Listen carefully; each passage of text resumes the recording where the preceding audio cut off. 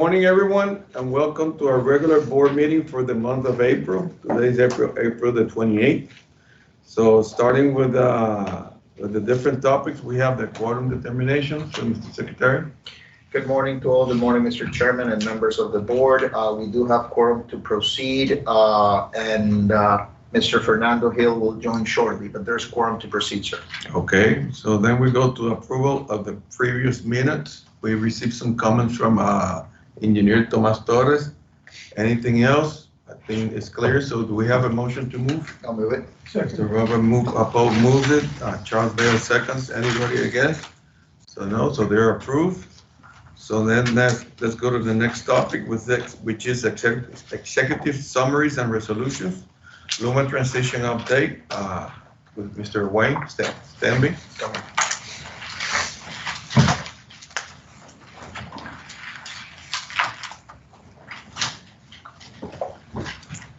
Buenos dias, good morning, everyone, and thank you again for the opportunity, Chair, board members. We continue to progress on all fronts. It's been a very busy month for all teams, as you would appreciate. We're preparing for commencement in June. There's still a significant amount of work to do, but given the pace in the last month that I'm seeing and our teams are seeing, we are confident that we're going to get there. For June 1st, we've just passed the 10-month mark on front-end transition, and so that leaves us about 33 days, our final month of front-end transition. We continue to follow all of our health and safety protocols and remain vigilant with COVID. And I'm pleased to hear the conversation about vaccinations as we're busy vaccinating our teams as well. As you know, our initial budgets, which confirm no rate increase, have been filed with the Puerto Rico Energy Bureau, as well as our system remediation plan, our performance metrics, and system operations principles. The PREB has now issued procedural schedules for the initial budgets and system remediation plan, both of which support a June 1 target service commencement date. Our team, as well as the PREPA and P3A teams, are fully focused on June 1st, and I'll probably repeat myself here, but this is a time for focus and a time for steady hands. There's a few things to get done in the next month. We are progressing on items such as shared services between the PREPA and Luma and P3 teams, the GenCo demarcation work, the PREPA legal corporate reorganization and associated operating agreements. That one has languished for a bit and is really important. It gets done urgently. I know there are a lot of system contract extensions to be completed, and I understand that's on your agenda later today, so I thank you for that. We're working hard on security and access plans for day one. We feel these are very important for both PREPA and Luma, and we really do need to establish a safe and harassment-free workplace for all of our employees. We continue to see a high level of support for Luma and for the transformation in general. And as I've said in the last few months now, I'd like to thank all of the customers that I've had the opportunity to meet with, the numerous business leaders, business groups that have been extremely supportive and shared their views and priorities. I also want to thank the Puerto Rican legislators and mayors that have taken the time to meet with me and better understand Luma's role and Luma's commitment. I reported last month a high level of interest from Puerto Ricans who are seeking employment with Luma. And at this point, we've received applications from almost 20,000 Puerto Ricans who are interested in Luma jobs and careers from across Puerto Rico. We think this is a great indication of the career and the high level of interest in the transformation, and we're excited, just like all of our new employees, to be part of a significant role here in Puerto Rico. We're busy hiring, and we're also busy now switching for preparation for onboarding of new employees. We've had a number join in the last month. But of course, as we move towards June 1st, we're going to have large numbers join.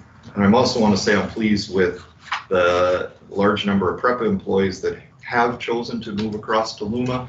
And I would encourage all of those that are presently considering offers and considering applying to please do so. Please come talk to us. We really do value your experience and knowledge.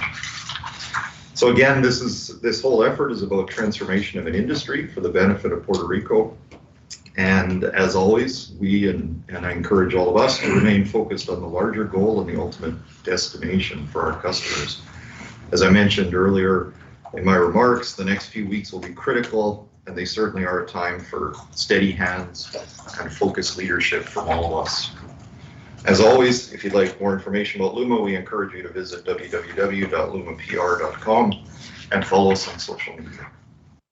And at that point, Chair, take questions. Okay, but before coming into questions, I just want to add that this morning we had a meeting with Mr. Paul Gogan, the executive committee, B3 and Luma, and literally everything is on schedule. We're starting June the 1st. And also I know the government, B3, PREPA, and Luma are working together, and everything is working as a team to make sure this starts on June the 1st, and with the continuity that we have been expecting and the consumer expects in the benefit of everybody. So I can confirm that. So having said that, anybody has any questions? Tomas? Thank you, Mr. President. A very good report.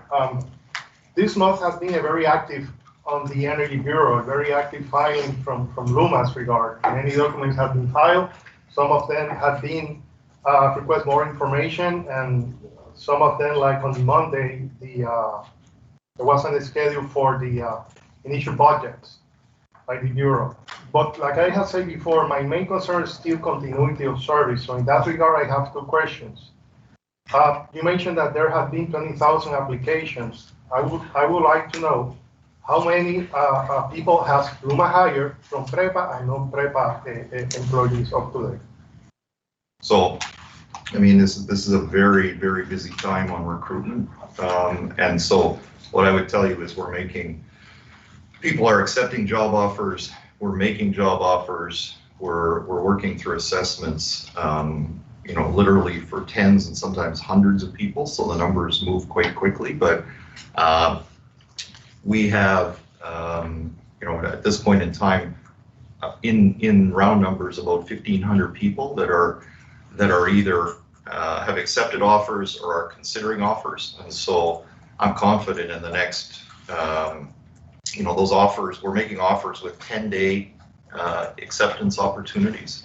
And so, you can tell that we're well on the way to getting what we need for service commencement. I would tell you that we've put in place alternate plans in all areas of our business, like a good operator would, in order to make sure that no matter what, we will be ready for the 1st of June. And so I can assure you, and I can assure all of our customers, that indeed we will be ready for the 1st of June. And we will continue to recruit all the way up to the 1st of June and probably a little bit past that. Thank you. And the second question is related. We are going soon into a hurricane season in June 1st, or even before the Atlantic hurricane season. And is Luma developing the plan, and how is Luma planning to target those first weeks as part of the hurricane plan? Yeah, I think that's a super important topic, and so thank you. As you would know, one of our parent companies relocated equipment to the island last hurricane season in order to be prepared if it was a very tough season.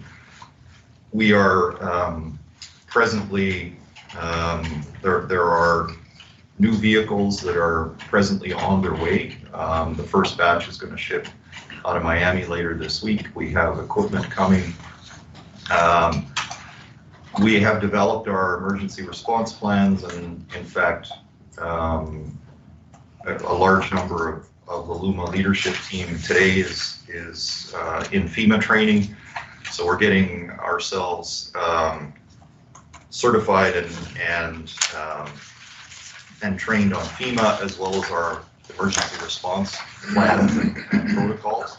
We've been meeting with the relevant agencies so that we understand each other's roles, and we can make sure that we get a seat at and in their emergency operations centers. And so, yes, we are getting prepared for storm season. We understand storms, we understand the implication of storms, and our plans are in place. And the plan will be ready by when? Sorry, The plan, the hurricane emergency plan will be ready by which date? June 1st. June 1st. Okay, anybody else has any questions? I just wanted to mention also that in one of the board resolutions, Mr. Torres, we will be discussing presenting contracts that Luma has requested to extend. 5 of those relate to emergency restoration services for 5 local contractors that will be supporting Luma as well in those. And if I'm not wrong, our staff, we have a hurricanes program and everything, and that's being also shared with Luma, and they're being worked together. As we have been working for a long, good time now, everything's working together, and that's being, Charles. Yeah, just as a utility person, I want to point out that if another bad storm, knock on wood, comes, the PREPA itself was much more prepared than in the past, because we have really developed with the utility industry what's called the mutual aid pact. And Luma is owned, and I don't know their plans, I haven't asked them, but I know that they're owned by Quanta and Alberta Transmission Company. And Quanta is one of the largest storm contractors in the United States. I have seen the storm from Quanta can throw 2,000 people in an area within a week and fix it. Now, I don't know I haven't asked Mr. Strinsley what his plans are, but I think we're much better prepared, and Luma is much better prepared than we've ever been in the past. And it's the prudent, because we're all saying, I guess, it's prudent to plan, and it's prudent to get those plans in place. And we also need to recognize that as I'm sure all of you would agree, but the system itself is still the system, and it's still as fragile as it has been, right? And so we're gonna put our plans in place. We're gonna roll out from Luma's perspective, a strong customer response, customer communication, customer tools, so that we can communicate very effectively with customers. And as I say, and we're all very aware of the system that we are working with. And so that's why it's important to be prepared. Okay. Well, thank you, Mr. Stansby, and we'll keep working together. And so, Mr. Engineer Paredes? Yes, You have, I just want to echo some of the words of Mr. Stanley regarding the alignment and the team that we are working on, Luma/PREPA team. We are aligned in some important aspect like the budget, the preparedness of the hurricane season. We know that we are facing this month of May some major issues with the PREP, because there are some important hearings that we will be attending together. The most important thing is just say by all of you that the continuity of the service, and we are commitment to that, and we will be discussing today some of those aspects, some things that we need to put in place in order to ensure that commitment and have the things in place in order to guarantee that important part of the continuous service for the people of Puerto Rico. So in those terms, I am pretty confident that the 1st of June, the transition will be smooth and will be basically as we are planned. So we need to keep focused, as Mr. Stanley just said, and we keep pushing and work hard as we always do. So that's why my comment. okay. Anything else on your position as a CEO, or you feel confident we can keep going with the agenda? Yeah, we can go with the agenda. Okay. There's topics that we will discuss later. Okay, perfect. We will take care. Okay, so let's go then to let's go then to Contracting and Recovery Committee. Mr. David Owens. Good morning, Mr. Chair and members of the public and the board members. What I'd like to do is just quickly overview the agenda that we're going to be discussing today, reflecting on what I thought a very superb and very comprehensive discussion that we had in our committee meeting yesterday. We're going to start out, obviously, with some overview from our PMO officer. And let me try to just describe what he will be focusing on. We all know that the transformation that we're looking at is a transformation that has a restructuring of PREPA. And that restructuring of PREPA is anticipated will eventually have a HoldCo, a GenCo, a GridCo, and a ServCo. We just heard from Mr. Stansby about the significant and important role of LUMA as the GridCo and the ServCo. We also, and you recall too, that is a 15-year operating and maintenance agreement. And that agreement for the grid requires not just operating the grid, but maintaining it and upgrading the grid. And the FEMA funds are very critical to doing that. With respect to the GenCo, we also know too that our legacy facilities are up for bid. That process is ongoing, and that will evolve to be the GenCo. And so I'm going to have Fernando talk a little bit about that, the budget that we have for that and so forth. It was mentioned just a minute ago that our commitment is for continuity of service. We recognize on June 1st that LUMA will have the significant responsibility of operating the grid as the GridCo. And we also know too that our grid is a grid that it will need some tremendous modernization and digitization. But even recognizing that, there are a series of contracts that we need to make sure protect and preserve this continuity of service. And so Jaime Lopez is going to speak to those contracts and what we need to do in those areas. So those are the two big areas that we want to discuss with the public and with all these board members today. So why don't I now turn it over to Fernando Padilla? And if you could just elaborate on some of the things that I just referenced, that would be very helpful. Very good. Thank you, Mr. Owens. Good morning, Mr. Chair, and to the audience. First and foremost, our team continues not only focusing on the operations, but also on the transition with Luma Energy.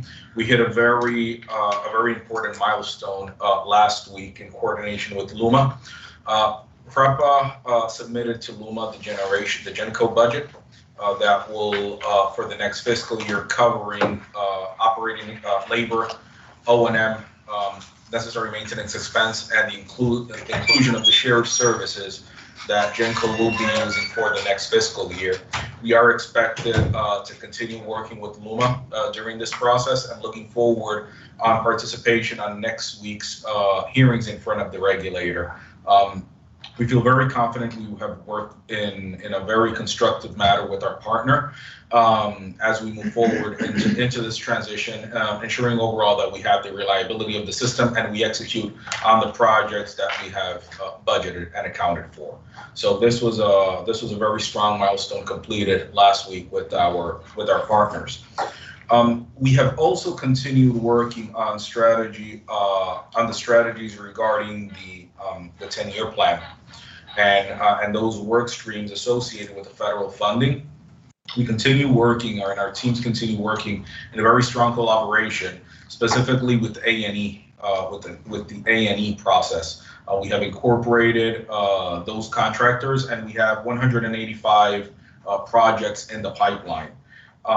These 185 projects continue working towards achieving not only a project number, and when I mean a project number, it's being FEMA allowing us to continue moving forward with the scope, budget, and schedule for these projects, and then beginning the design for that 30% before we go into the bidding process. As we had mentioned last month, this natural year through December will be very heavily intensive on A&E, and we feel very confident that by June 1st, this will be a transparent process to all of the stakeholders, ensuring that the roles and responsibilities and also the continued work will be uninterrupted as we go forward. So it should be a seamless transition as we move forward.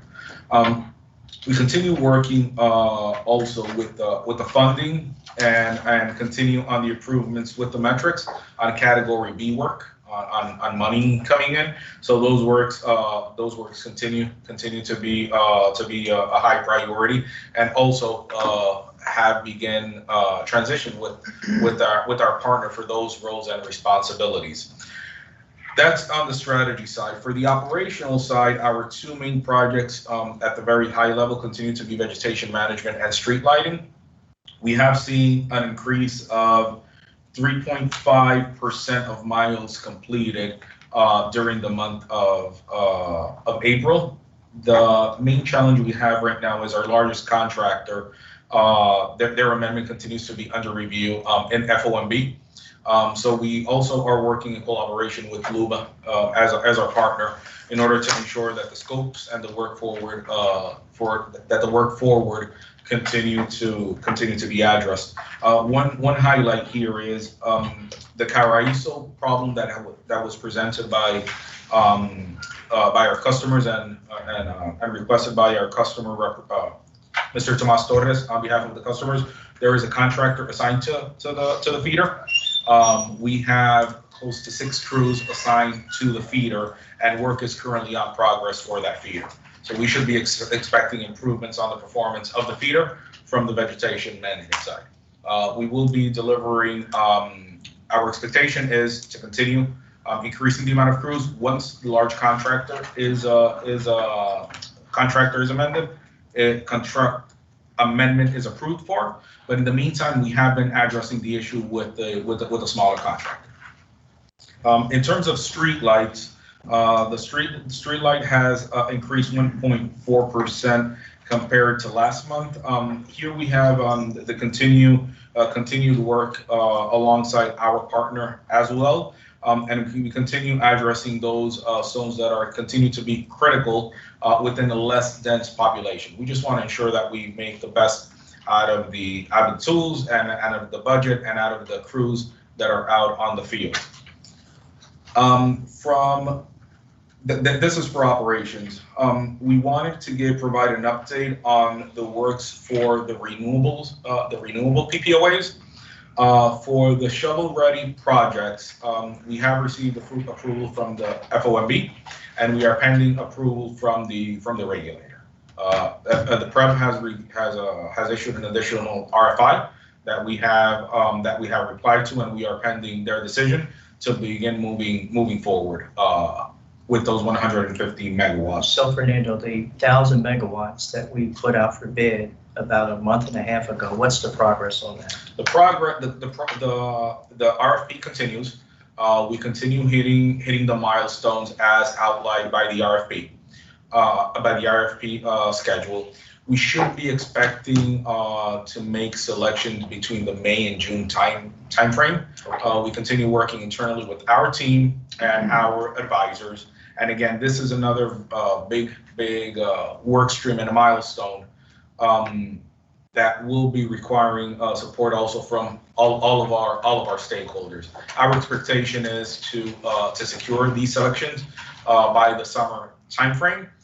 Again, this is a work stream that shouldn't be impacted by the transition with LUMA. Okay, that was again my question. We will begin moving forward with it.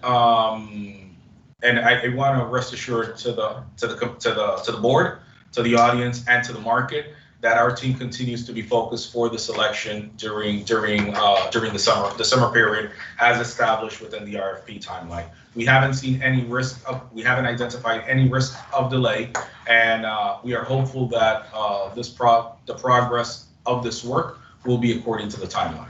Good. And we will also be presenting, and Jaime will be covering this on the contracting session. We will be presenting a resolution in front of the board to basically complete and close in with the cycle on the legacy renewable contracts. Excellent. Any questions? That's my report. So I do have one question.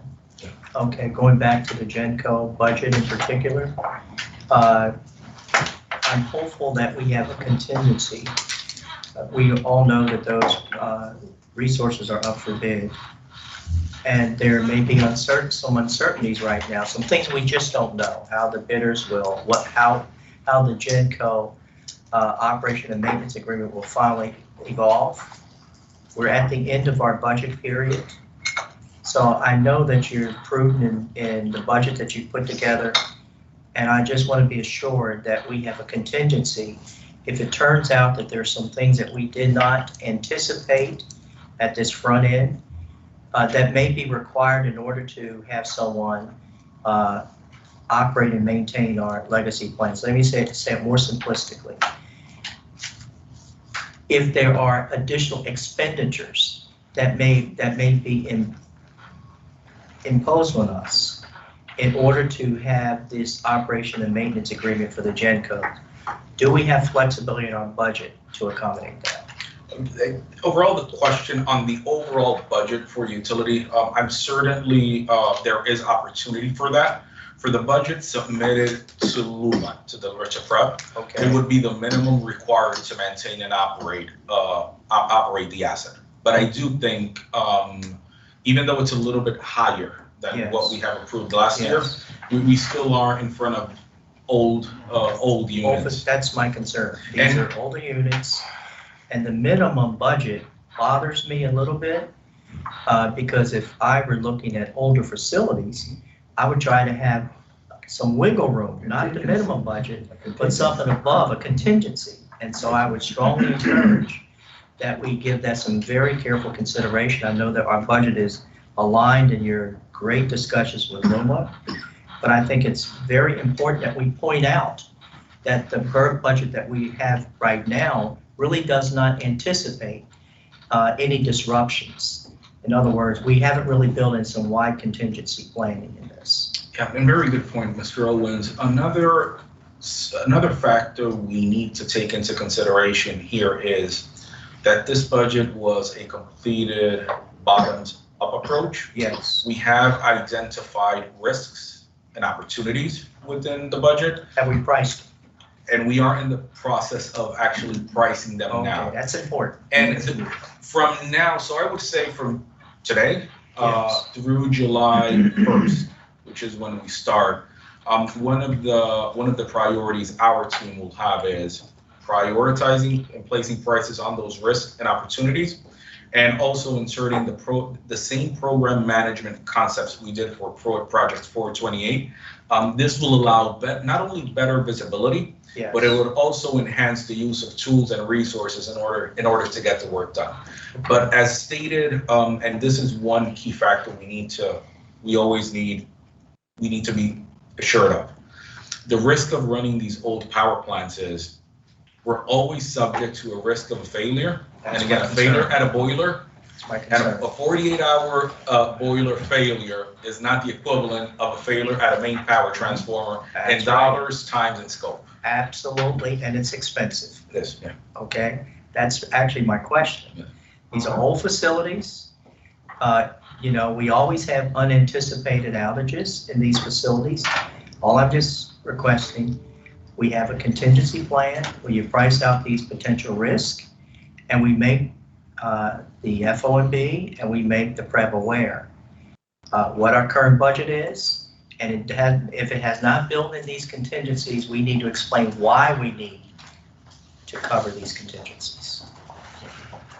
Mr. Chairman, and Fernando, actually, just wanted to point out, obviously, there's like a huge tariff and market wars going on right now that will affect the prices of construction materials around the world, and specifically in Puerto Rico because of our geographical situation.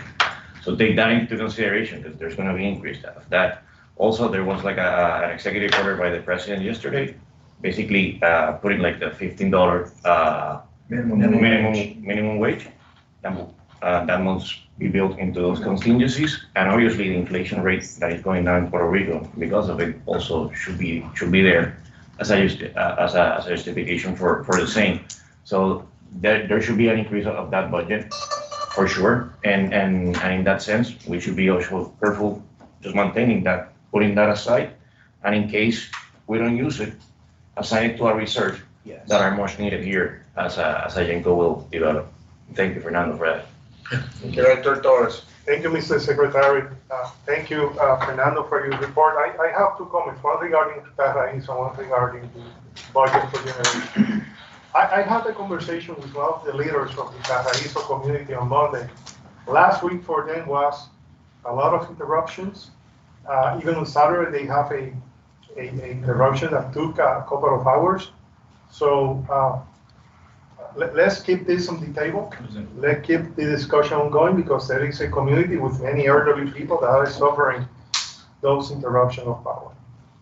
So in regards to the budget for generation, I support what Member Owens just said. And I just want to say that on Monday, on the 26th, like I announced earlier, the Energy Bureau determined that the documents that LUMA filed, including the generation budget, was sufficient to start the review and to start, let's say, the process of reviewing LUMA's initial budget. That doesn't mean that the budget is approved, but that the process is started. So it's very important that PREPA puts the very clear views on the table, and what Member always says is critically important. We have units that, at best, they are 50 years old. We have units as Palo Seco from 1959. Aguirre and Costa Sur, they are 71, 72, 75, 76. So they are units that are very, very old, that need attention, and that's required money, that's required solid budget. Thank you. Okay, so now, Mr. Chair, we're going to go to the second part of our, thank you, Fernando, that was awesome. We're going to go to the second part of the agenda. Let me make some opening comments about it. We all said that continuity is extremely important. And we know too that our contracting process here at PREPA has been substantially refined, upgraded, so that we go out for competitive bids. Our processes are transparent. We seek to align our decisions with what the FOMB and other agencies require us to do. And then once we commence with the contract, we seek to make sure that the contracting officer, that there's true accountability. We're at the end of our fiscal year, and we know as well, in view of that, and we know that a new budget will be submitted for approval. But we know too that there's some contracts that we currently have that need to be ongoing through this transition to LUMA. And we need to make sure that we have a budget, or LUMA has a budget, to pay for this. And so, Jaime, if you can characterize the contracts that you're asking this board to approve with some particular focus on the continuity of service and the relationships that we have with LUMA. Okay. Yes. Good morning to board members. First, I wanted to mention that today we have 3 resolutions to present to the board. There is a 4th resolution that we would like authorization to present as well, related to the continuity of services during a potential labor dispute that was discussed with the executive committee previously. So if the board agrees, we'll present that lastly. Yeah, we'll be presenting that one, and also we'll be presenting one is filling up a position for PREPA Holdings Board. Okay. Those Okay, so we leave those resolutions, and at the end, since on our last meeting, we agreed that as soon as we got Punta Lima through, it was going to go through a referendum. It went through a referendum, but still we're going to be open to the public and explain everything when and what's Punta Lima's PPOA was agreed and okay. It was approved. Good. So Fernando will do that. Okay, thank you, sir. So in terms of the documentation, resolutions have the corresponding legal opinion. Not all resolutions require certificate of funding. I will be addressing funding for the contracts in a minute as part of the presentation. So, but in general, they were reviewed by our general counsel. and/or external counsel, and they do have the corresponding opinion. So as you pointed out, Luma has part of the front-end transition task. An important one was the evaluation of PREPA's vendors or providers of goods and services to PREPA. An excess of 1,000 contractual agreements were reviewed by Luma. Again, and the various Luma teams. It's a lot of man hours between our teams and Luma's team in understanding, the role of each of these, of all our partners through this past year. So, as part of the process, Luma, in order to continue to provide continuity of service, has requested to extend certain agreements in major critical areas, specifically in our financial operations and information technology infrastructure. I will mention those agreements. They total, the ones presented to this board, a total of 36 agreements. There were other agreements also presented to us as well, but do not require specific action as per current board resolutions in terms of the amounts, etc. Some were also the result of public bids, etc. However, we of course will take guidance, executive director and management based on this discussion regarding the balance of those agreements as well. But those again relate to critical infrastructure, information technology, finance and operations in general, and emergency restoration, which I just mentioned earlier on. So you have agreements like your just to mention a few, your CCMB, customer care and billing data lake provider, agreements with our Microsoft infrastructure provider, our data center care, managed security for cybersecurity. So again, critical agreements.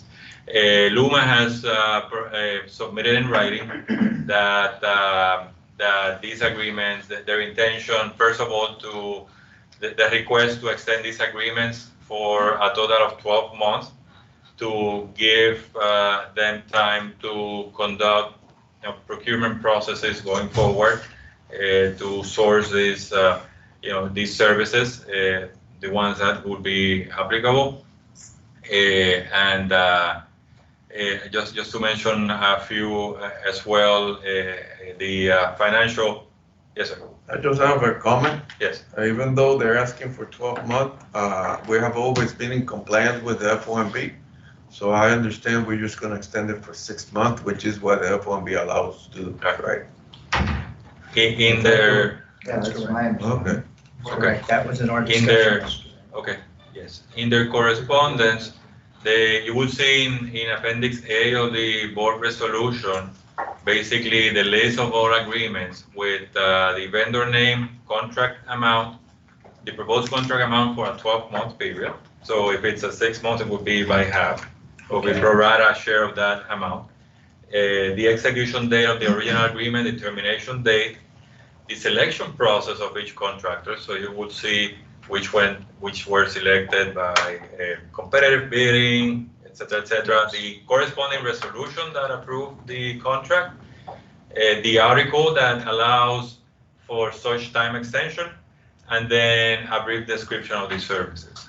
And then I was going to mention that in the correspondence to PREPA, making the request, Luma does confirm that all amounts stated have been included in the initial budgets that were presented to the PREPA. Good. That's why this is a little bit different, that it doesn't have a traditional certificate of funding, because all these, even if it's 6 months, these extensions would fall into the next fiscal year, of which Luma is, of course, managing that budget, subject to PREP approval, the process that Mr. Torres described earlier. So let me, if I might. Yes. Just building upon the comment that Ralph just made, and this was intimately discussed at our meeting yesterday, or Monday, excuse me.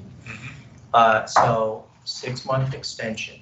So Luma transition starts on June 1st. So help me understand then, who will have oversight over these contracts? Sure. It doesn't appear as though it's PREPA, so help me That's correct. understand. Yes, after June 1st, Luma will have oversight and will be, in fact, the contract manager of all these contracts as agent of So we're going to PREPA. assign this to Luma. Yes, all contracts have assignability provisions that we could very well exercise, right after June 1st. Payment of all, of these services will be through Luma as per the operations and maintenance agreement as well. Okay, good. So, and the reason we're bringing this now is, again, to make sure that we have ample time. We're 30 days away, so there's a total, a few dozen contracts that we would need to extend as PREPA, and further along the line, then assign those, as you pointed out, to. Okay, thank you. Okay, and there's, everything that is in there is in accordance with law. There's nothing that Yes, is there that they have not been asked for. Yes, you have, you should have as attached to the resolution as well, the formal Luma communication with which is with the list of all contracts as well. What we did here is we expanded that list to give you more information regarding the history of those contracts, so you could have that background as well. So what's the position of the committee, Mr. Chairman? So there, as he was mentioning, we're not going to go into the details of all those contracts. I think he gave a superb overview. We discussed this at length. We had one abstention. Other than that one abstention, the contracts were unanimously approved. The contract that. Really, there was no abstention because it was for something that was. Oh, I'm sorry. Yeah. Right. Let me, From I stand everything. corrected. It We was did, straight. we did deal with it, so it's unanimous. Yeah, Unanimous. because it was strike in the discussion. That's right. So From the whole- we have a motion to move the resolution? Second. I have some Make the questions. motion. I'll make the motion. You make the motion second? The second, so we can make the Yeah, question. thank you very much, Mr. Chair. Thank you, Mr. Chair of the committee, Mr. Owens. Nothing on the agreement, on the OMA, between P3's, PREPA, and Luma, forbids that Luma issue a PO to all these contracts, and they are reimbursed as a pass-through expenditure. Nothing forbids about that, all the contrary. There is a well-developed section on the contract, that is section 7.2 and Annex 11, that detail that process. Now, why do I say that? Because my concern, like Member always very well explained, is that we are signing up some contracts that PREPA will not oversight, but Luma will. And these have some serious contractual, it might have some serious contractual implications, because these were contracts that PREPA originally signed, PREPA now is extending, and is passing over to Luma. This can bring some, like I say, contractual issues, as Luma may come and say the contracts that you give to us are not performing. So in my view, it should be Luma's responsibilities if they believe that those contractors are good enough to continue with to continue with they start on the commencement day on June 1st. That's point number one. Point number two is that there are two, the contracts were divided in two groups. Annex A, which were supposedly scheduled for a year, but now you mentioned that were revised to 6 months, and Annex B that from day one were intended only for 6 months. Yes. In Annex B, the leasing Group B detailed the cost, that is nearly $20 million, mostly on vegetation control. In Annex A, maybe I misunderstood, who can clarify, the amount is not there, but it says that it will be determined by the executive director and Luma. Okay. But and most of them, they are time extension. Let's say there might be some time extension, there might be some cost. It's not clear. So in my view, those 2 points, first, that the contract allowed for Luma to issue a PO, section 7.1 and Annex 11 fully allow that. That's point number one, and point number two, the cost issue. Okay, I'm gonna start with the second one first. Annex, the contracts that were submitted under Annex B are no longer being submitted to this board for approval. No? No. No, they're not. Good. So it's only the And ones, the one, the reason for was that we were more, they were more looking into trying to make sure that it's no loop, no holes in the middle. Right. But that was not required by Luma, so they're not taking into account in this resolution. yeah. Exactly. And That's why then, you have a new resolution in your hands. Yeah. It was a change and you have it in your hands. and then on the first point, I'm gonna allow Astrid to comment on it, but my initial comment is that, since all contracts that were, that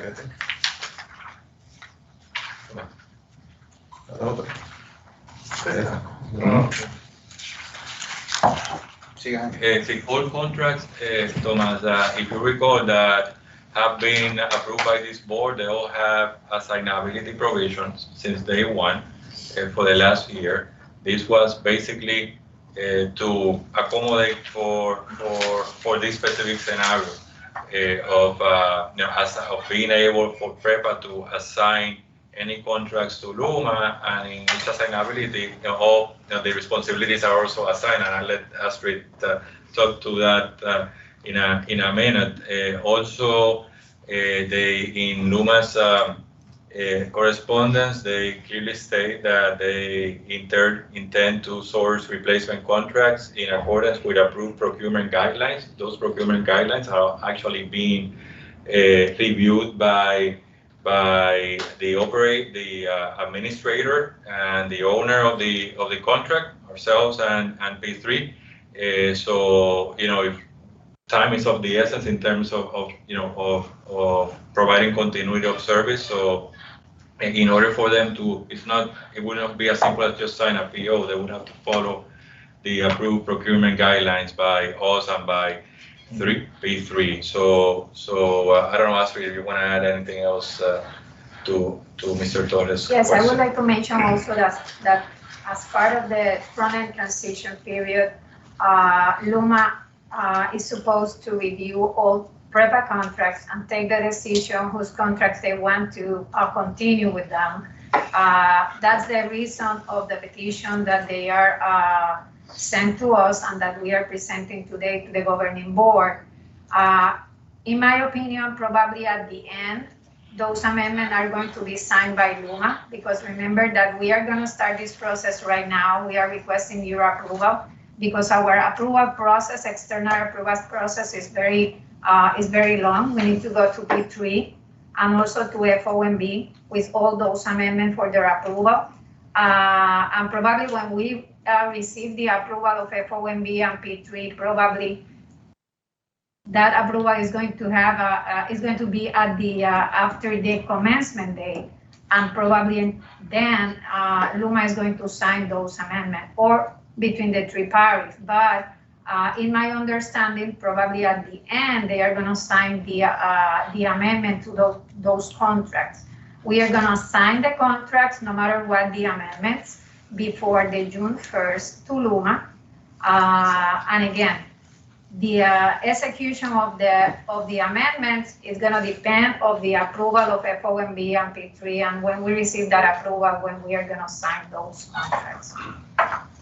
And then FOMB is going to review also the funds availability in the Luma budget in order to approve those extensions for 6 months or less time, or a shorter time if they understand that they need to go through another process. At least we are going to request the 6 months, but we know, and I know that Luma also knows that at the end, the last word is the decision of FOMB regarding the approval of those amendments. Thank you very much. My concern is that by this means, by allowing this kind of awkward, this was not the original intended process. It's not even on the contract. That by doing this board is not kind of like patching or hiding the fact that Luma may or may be not ready to start in June 1st.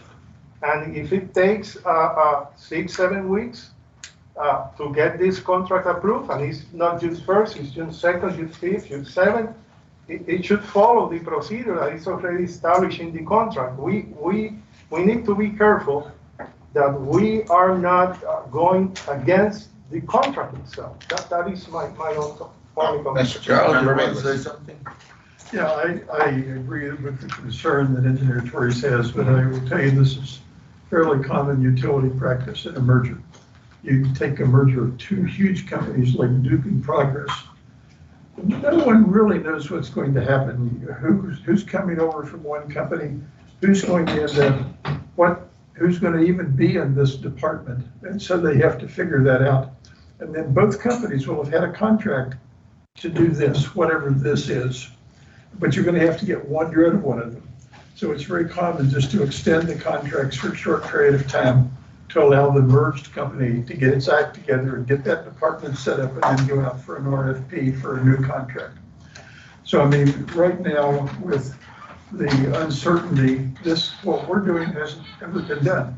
A normal merger, I've been through quite a few of them, but outsourcing to this magnitude has not been done.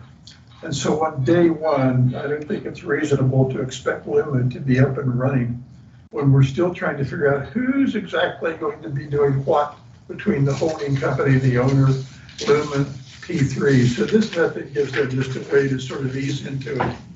And then as these contracts are there, they can decide, do we go out for an RFP? Do we extend it further? Do we like this contract or not? So I agree there's a concern.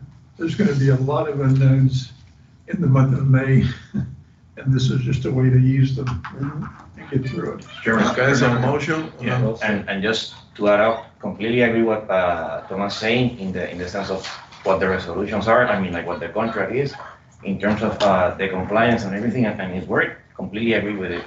And after like giving a little bit of thought too, at the end of the day, these contracts, in some way, shape, or form, may help in the sense of in that transition, maintaining our power and maintaining everything as it is and in control until things are sorted out, and obviously will benefit our consumers and indeed like the people of Puerto Rico that are our clients. So in that way, I can see what he's saying and obviously turning it a little bit and saying like, how can this help our consumers?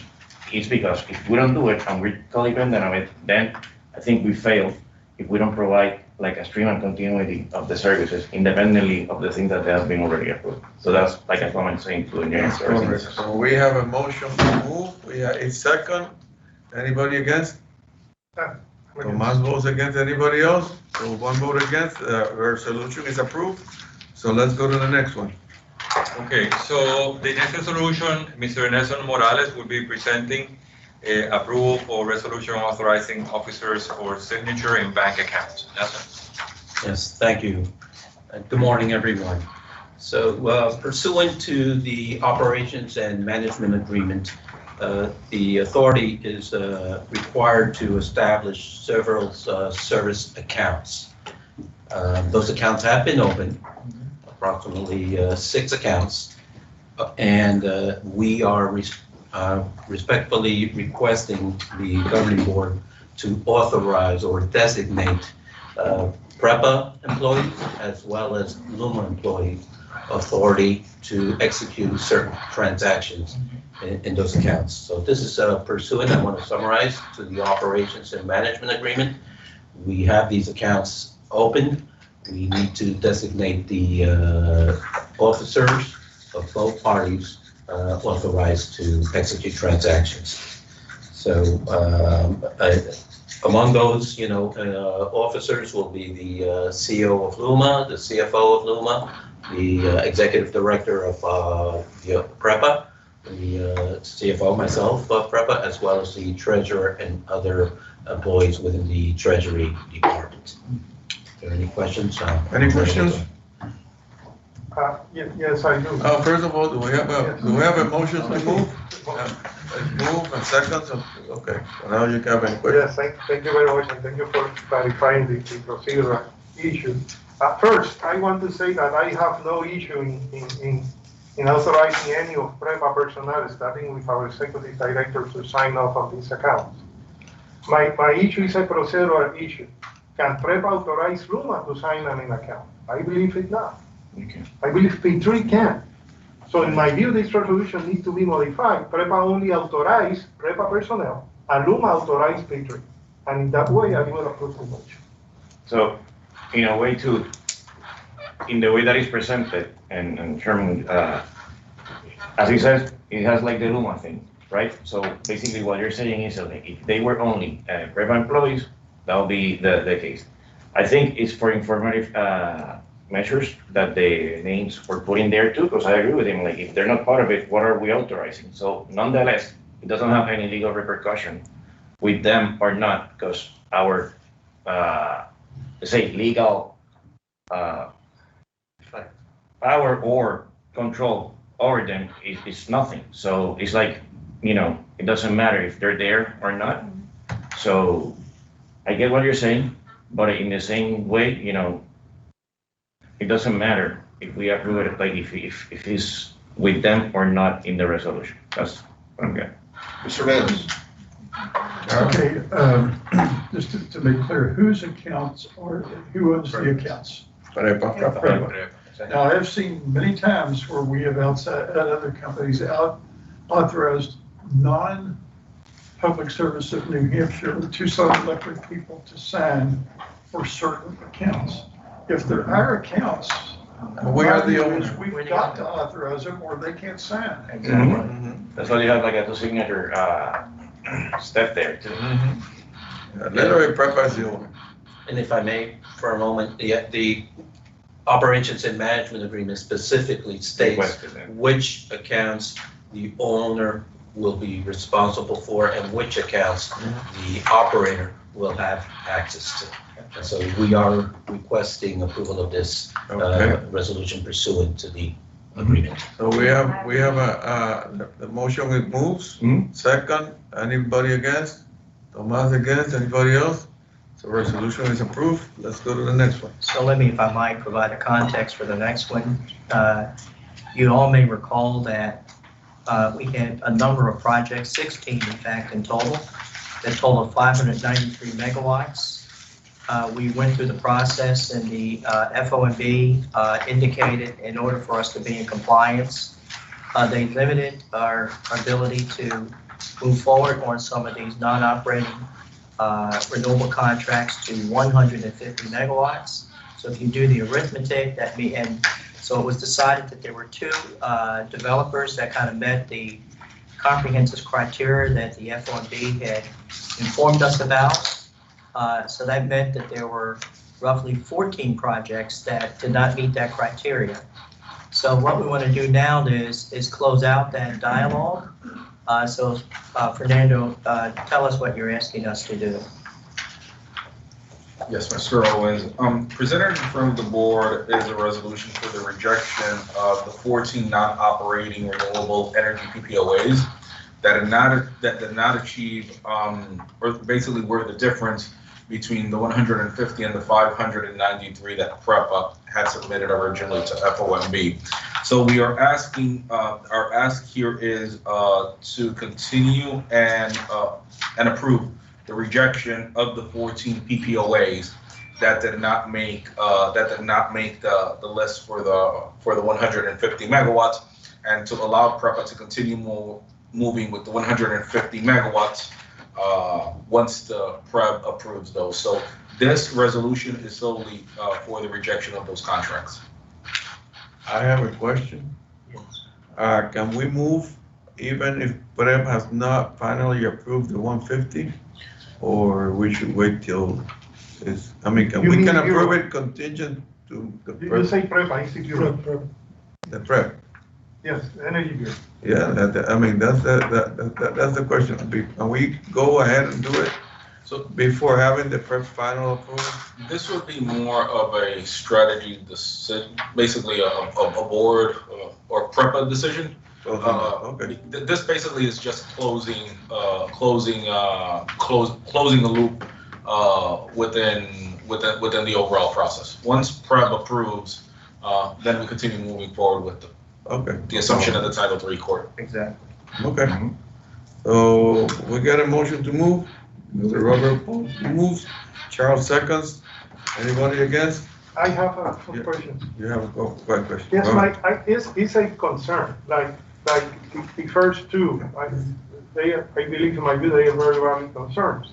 And in this case, without hearing from the regulator, we are voiding everybody else and just leaving two. In my view, if we are going to approve before the regulator, we cannot void everyone. We need to leave the contingency if the regulator doesn't approve one or the other. In other words, if we void 14 people and the regulator doesn't approve either of the one proposed, we are back to square one again. Mhm. And we need to submit an amendment to the court and say, George Swain, we did a bad judgment. We shouldn't void 14 vendors prior to hearing from the regulator. But the regulator approved all of them, we retire them because they formed The regulator haven't made a decision yet to approve Certec or Cyro.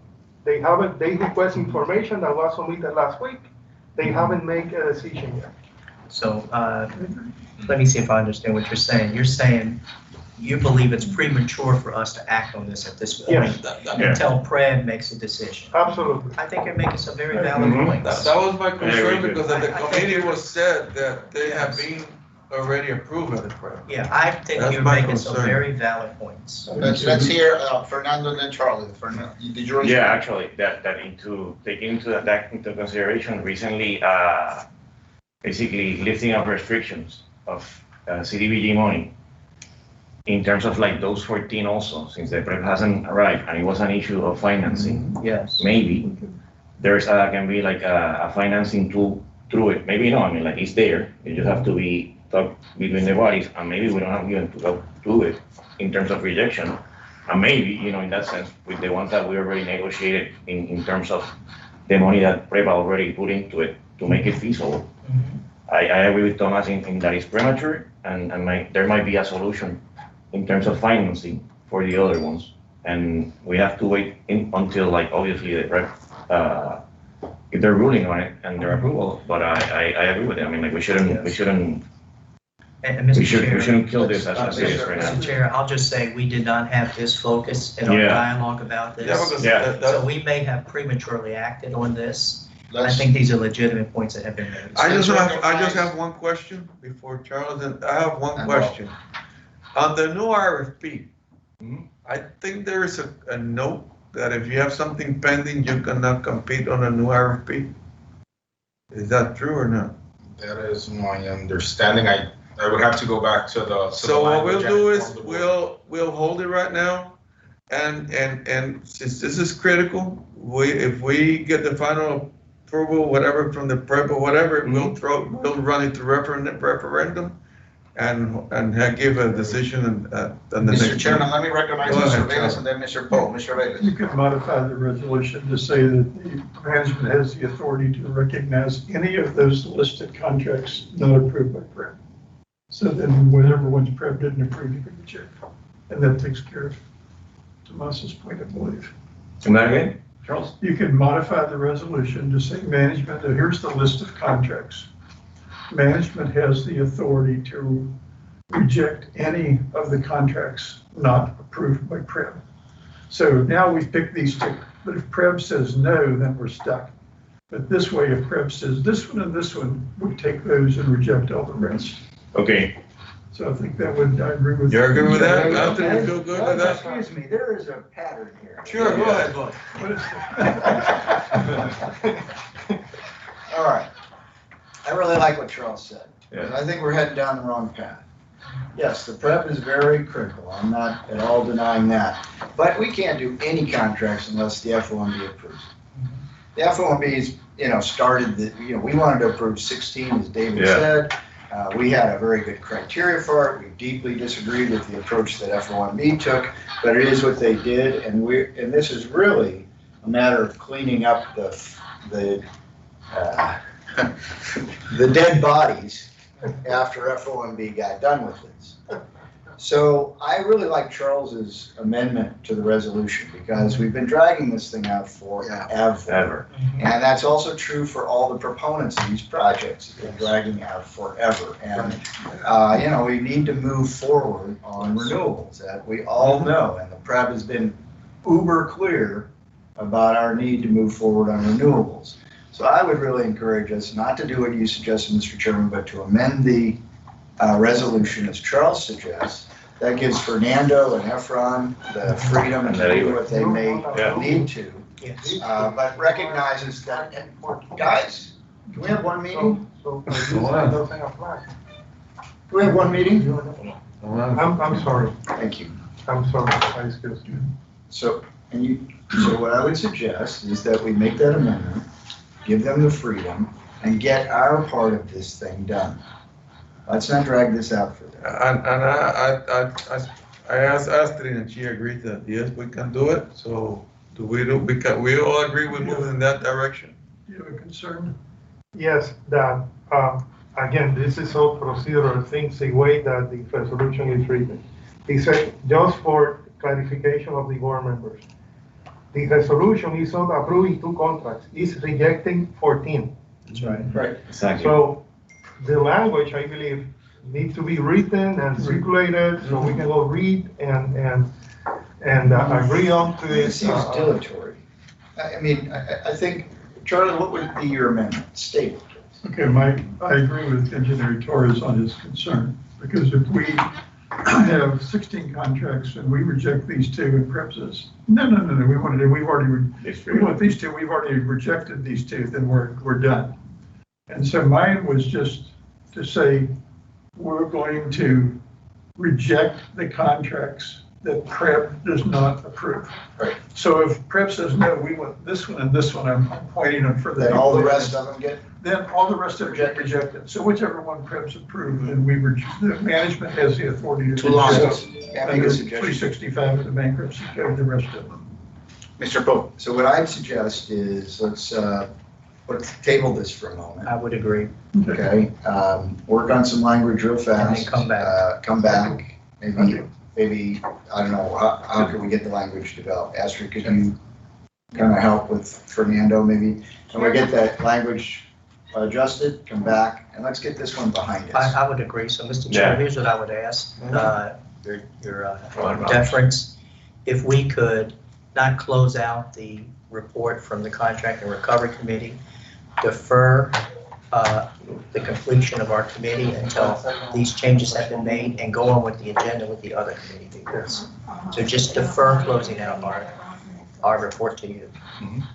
Okay, we can hold this one, we can keep with everything else, all the other resolutions? Yes, And we leave that one pending? yes. And let's do that before we end the meeting, we come back to this. Yes. Okay? Great. That's a good overall solution. I think there's a real issue. So let's go to the Mr. Chair. next resolution. Yes. This I'm going to is, be excused for a moment. Yes. Okay, To work so on the the next one will language. be the labor, next one will be the simple one, the appointing of the Pepper Holding. And that one I will leave it to Mr. Charlie and Pope. Okay, so we're doing that one now. Yeah. Okay, great. So, the committee all recalls that we have we have a subsidiary called PREPA Holdings, and PREPA Holdings has another subsidiary called PREPA Net. One of the reasons for this company was the fiber optic that we have on our transmission lines, and that by selling excess capacity on those lines, we're able to reduce costs for PREPA. So we have a board of directors there. We have had a vacancy on that board of directors at PREPA Holding for about a year or more. 2 years. 2 years. And so for a year, we put together a process to identify what are our priorities, what are the holes on the committee, what kind of board member do we need. We've had many conferences on what projects are coming forward. We did a profile of what our candidate will look like. So we had a consultant that did a process, and we've identified some resumes. And let me just identify the members of PREPA Holdings. So Efron is a member, Nelson is a member, Ralph is a member, I'm a member. So we're the PREPA board members, PREPA management, PREPA board members on that. So in the personnel committee earlier this week, we went through those resumes, and we really gravitated toward a fantastic person who's wonderfully well qualified. She is the, let me just go to some of her qualifications because there are many. So this is a Puerto Rican person. She has a fantastic education background from Tufts University and from the School of Business at University of Michigan, the Ross School of Business. She has an MBA from there. She's been with Deloitte Touche. She's worked in many different IT communication roles, and today she is the Senior Vice President for a top banking and IT services concern called Evertech. So she really brings a fantastic background. She's obviously fluent in Spanish, English, and Italian, in case we should be doing any business with Italians. And, just a really, really, really competent person. So, we're really proud to offer this this candidate up to fill this seat, and we think she'll be a great addition. And I got to just say honestly, it will be nice to get a little non-male perspective on this board. For gosh sakes, we have a very testosterone-laden board, and I think we should have a more diverse group of people on it. So we're very proud of it. I just want to add to that, the other 4 members of the board of PREPA Holding is Gilberto Davila, engineer Roberto Volkers, engineer Agustin Irizarry, an engineer, CPA, and lawyer Orlando Rodriguez. And literally, the position was filled by a lady before, so that's why. And the position of the HR legal committee was to unanimously support this. Yes. Okay. So having said that, do we have a motion to move? Fernando move. I'll second. Second. Yes, I was very good to hear that report. It's proposed. However, we haven't seen the resume, and in similar situations, I remember when we appoint on the PREPA retirement fund, we have those persons calling here, and we met them. We believe that we are in the pandemic now, but we haven't met Ms. Soler, right? Lopez Soler, we haven't met her. We haven't seen her resume. So I will not be fulfilling my fiduciary duty without not reviewing the resume or meeting or talking even by Zoom to Ms. Soler. Okay, so your vote is against, anything else? No, I request if we can talk to Ms. Soler and see the resume and Well, and as I said, like we done before. As I said, the PREPA Holdings did an extensive process to pick several resumes, and we did review that in the personnel committee. So that's the process we used. There is a motion to move. There is second. For the reason that I just mentioned, these procedural reasons, I vote against. Okay. Okay. I want to point out, I think that Engineer Torres should have been given the resume, but everybody else, I on the HR committee saw it, and we went through it for an hour at the HR committee. And then what we can do is we can send you the resume. You can send it right now. You'll get the resume, and the motion is moved and is approved. And still, and Tomas, I asked that the resumes were circled around. So they were in the committee, but I agree with you. So you'll get it right away. Okay? Thank you. So let's go to the next resolution. Okay. You want to see you? Sure. So on April 5th, 2021, the Electric and Irrigation Industry Workers Union, or UTIER, by its Spanish acronym, approved a strike vote, as was reported by the press. Once that vote is approved, of course, the UTIER can put this vote into effect at any given time. Under the scenario that Gutierrez puts the strike vote into effect, PREPA would need to, of course, continue its operation with managerial employees who possess the skills and experience to perform the tasks assigned to union employees, specifically and especially in the transmission and distribution directorate, as PREPA has done in previous labor conflicts. Section 147.9 of PREPA's administrative manual states that the manner in which managerial employees will be compensated during emergencies declared by PREPA's executive director, and specifically in emergency situations due to labor conflicts, managerial personnel in career positions shall be paid, as stated in the manual, the type of salary per hour at 1.5 time per hour work when they perform tasks belonging to the appropriate unit or unidad apropiada after the regular work hours. This compensation also applies to managerial employees which perform supervisory duties concurrently with non-exempt tasks of the appropriate unit after their work schedule. Currently, as you know, PREPA has been undergoing a situation of wage compression in certain managerial classes, which hasn't been completely resolved. That is why, in order to adequately compensate the personnel under the scenario that I just described, the PREPA's management recommends the approval of the payment of the type of salary, or the contingent payment, right, of the type of salary per hour at 1.5 time per hour work when they perform tasks belonging to the appropriate unit, not only for the hours worked after the regular work hours, as the above mentioned norm states, but also during their full work schedule. I must say that the economic impact of the approval of this payment is estimated to be minimal, considering the fact, of course, that under such scenario during a strike, a significant amount of employees of the appropriate unit will not be receiving pay as per the collective bargaining agreement.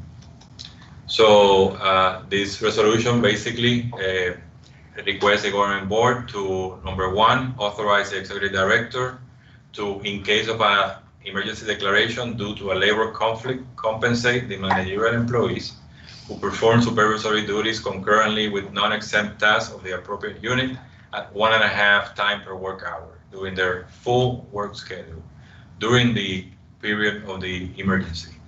This approval will be subject to the endorsement of the Puerto Rico Fiscal Agency and Financial Advisory Authority and the Financial Oversight and Management Board of Puerto Rico, of course. Okay, do we have a motion to move? So move. David moves. Bob seconds. Question. Question, go ahead. Mr. Lopez, Yes.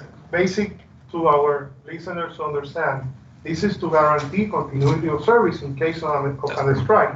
So there are hands operating our generation units, there are hands operating our transmission distribution system in case of a strike. That is correct. And it's only the ones that are directly replacing our, our union coworkers. Right. Okay, any other questions? Having no questions, any vote against? No vote against, so it's unanimously approved. Okay, so Fernando is around here. Sí, porque la Punta Lima, I wanted to go over Punta Lima and give a briefing on that. It was approved, but still, I think we should express it to the public. Go for it. I thought you should have got that. I know. Hey, Tomas, you should have. I'm sure You get it. she's a great person. Oh, she is. She's I mean, Tomas, you should have gotten the 3. I'm sure. Okay, that's something. She's the wonderful. head of Evertech, you mentioned Oh, yeah. banking. Yeah. I didn't want to say all the companies, but really impressive. Anyhow, you have it. Yeah. Hold on.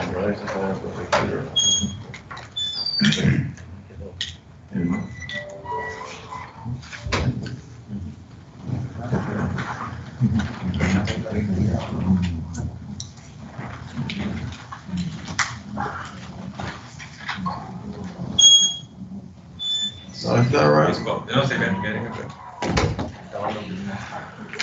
Yeah, that way we only depending and, on that. Get on that. and when we got out of that, we can go. We're just with the other committees that are faster. Yeah, Why don't we, why don't we continue? We can go to infrastructure and then come back, Yeah. or, you can get Fernando. no, it was like to put a motion here to do that or to move forward into it, to stop until Fernando comes here. Yeah, that's, Why don't we just, Mr. Chair, why don't we just go to infrastructure? We have. let's go to another- infrastructure and then come back, okay, so let's go to infrastructure and occupational safety. So first of all, Shehali, Yes, good morning, everybody. I can share the presentation. Volume, we don't hear you, Shehali, too soft. Can you hear me now or not? Yeah. better.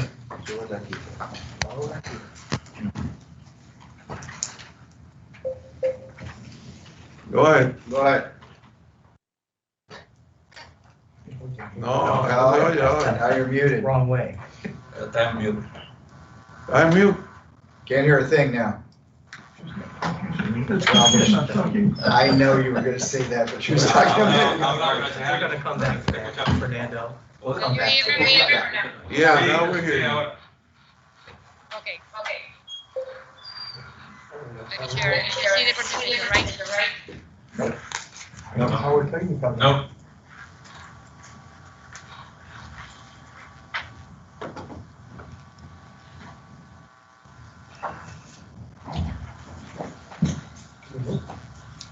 Now, Now you see Okay, it. go ahead, Very good. yes. Okay. Yeah, good morning, everybody. So for the record, I'm Shehari Gonzalez, Head of Occupational Safety Division. This is the presentation for the Safety Monthly Report for March. You're going to see the incident rate during the month of March was 3.06. So compared with the previous year was 4.78. The reduction was 1.32 points. So with the total incident, 11 incident for that month. In another reduction you see is the number of employees. So it's just 5,077. So less of 207 employees from the previous year, but it's increased the working hours in that month. In this you see all the safety indicator. I'm going to go to the next slide, and there you see how the 11 incident is divided. Well, as follow: 8 for generation in this month and 3 for the transmission and distribution, and how the incident was for that month. And you see that this is all the indicator. AR, LTC, DAR, and severity rate on the total incident compared to 2011 and 2021. But the thing is, for this month, I'm going to speak this again like the last month. We urge all our workers and employees to keep focus on each of the tasks they perform and always seek emotion balance. So remember, if you can need or request some help for emotional and mental issue, we have PREPA have the employee assistance program. I'm going to say that in Spanish for our employees, see that this presentation. So es bien importante que todos los empleados se mantengan enfocados en cada tarea que realicen y mantener el balance emocional durante estos cambios. Si requieren alguna ayuda emocional, ¿verdad? En eso, o para alguna situación emocional, recuerden que tienen la ayuda de empleado, el programa de ayuda de empleado, y que está para ustedes y que ustedes pueden usarlo. Here is my report. Any question? Okay, any question for Shehali? Yes, Go ahead. Shahari, thank you very much. Gracias for your report. Okay, I noticed something in your report, and also you have verbalized this on the last 2 or 3 meetings. You have said that as the LUMA contract commencing date approaches, we're having more accidents. Can you explain why is that? Why is that happening? Why are we having more accidents as we move closer to the June 1st date?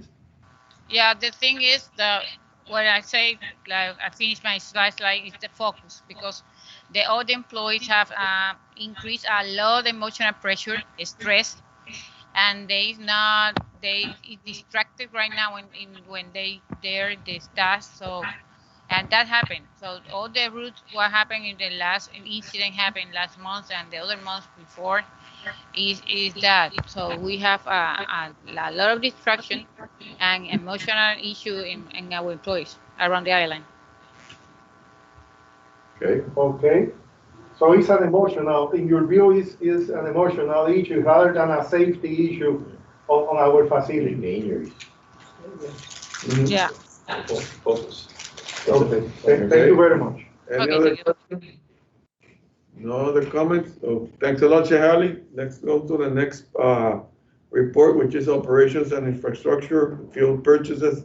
Anthony? Edwin is gonna actually Edwin? represent. Okay, Edwin? Yes, good morning, everyone. To all members of the governing board and general public attending today's meeting.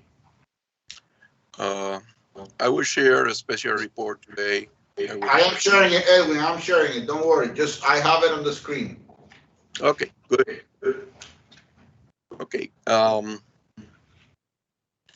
we are covering first Agri Power Plant. We have 20 there, 462,000 barrels available. Unit 2 is in service right now at 368 megawatts. Unit 1 was back into operation early this morning and is currently at 176 megawatts. Next barge delivery is scheduled for May 3rd.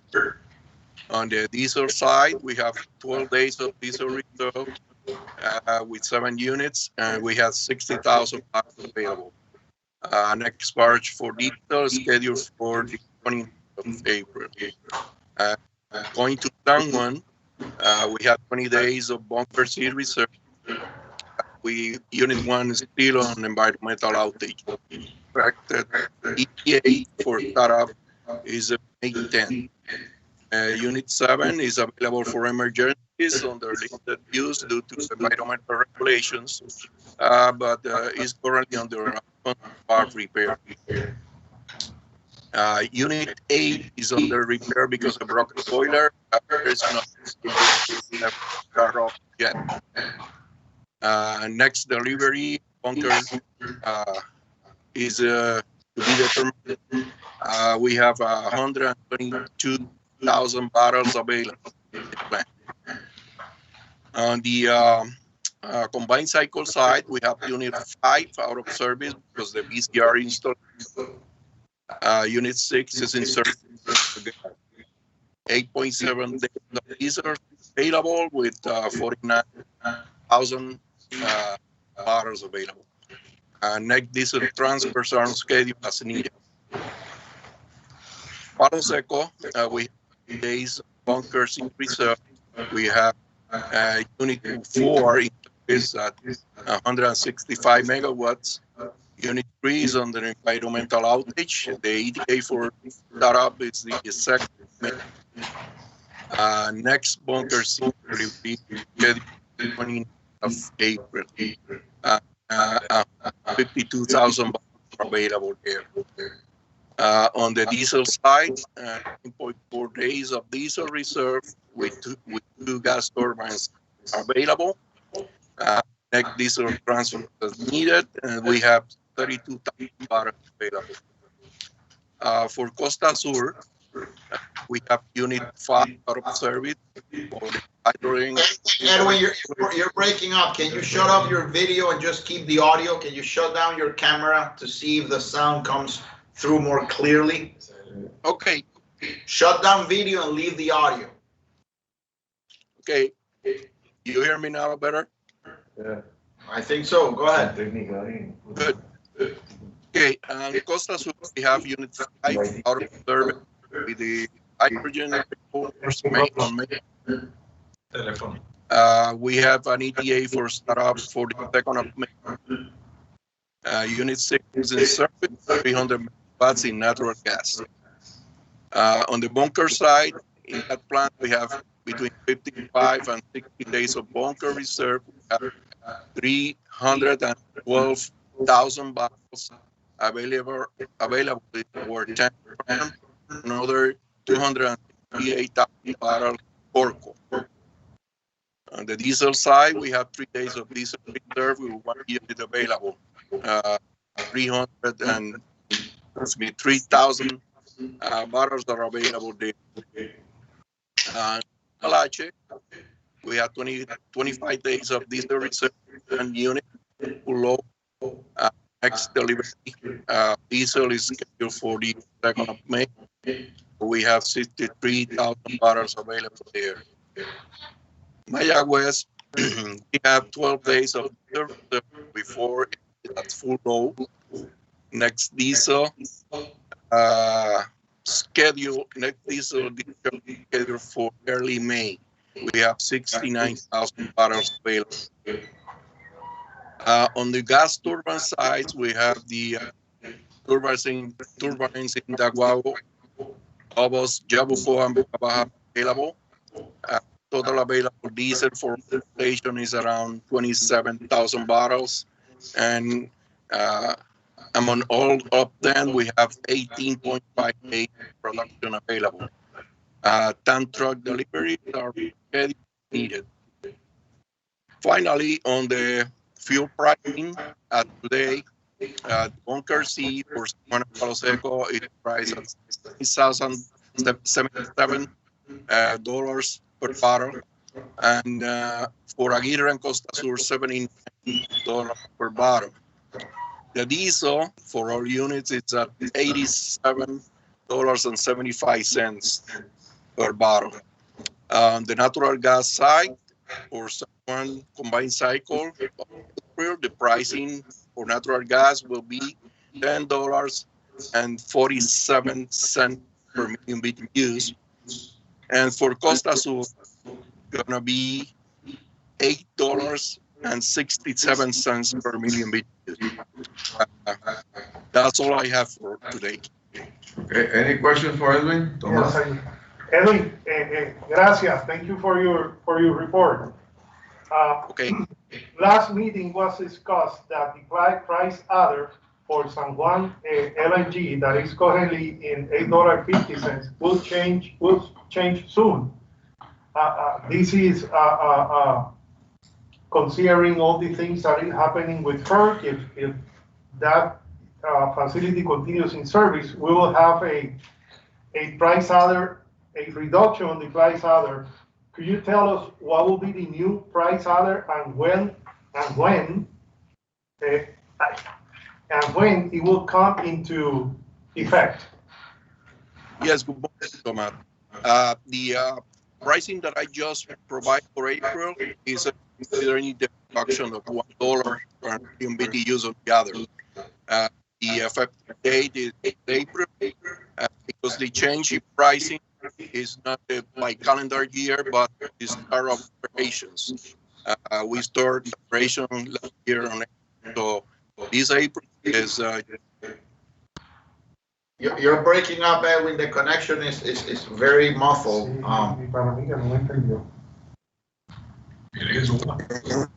Could you perhaps come up and in an offline comment discuss this with Director Torres, provide the information? Could you come up to the board so we can continue with the committee agenda? We're gonna continue with the next report, which is T&D, and Edwin, you can come up here to the board and. Yeah, Edwin, please disconnect and come and respond to Mr. Torres. Okay, let's go with Sepulveda. Sure, no problem. Gracias. Morning, Mr. Chairman. Good morning to all the members of the governing board and colleagues and everybody watching through the internet. For the month of March, our client experimented a total of 1,976 interruptions for a safety index of 50.5 minutes and a safety index of 0.47 interruptions per customer served.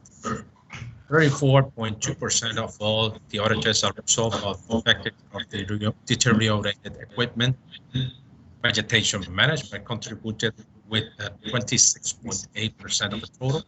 And other causes like accidents or interference with the lines of foreign bodies added 18.6% of all the causes. All these three issues combined represent 77.8% of all the outages of the last month. The total effective miles covered by PREPA crews in terms of vegetation management for March are 1.33 effective miles on transmission, 49.4 over distribution. Our contracted companies had delivered, as for today, since they began the test, 1,257 effective miles on vegetation management, mostly all of them in distribution.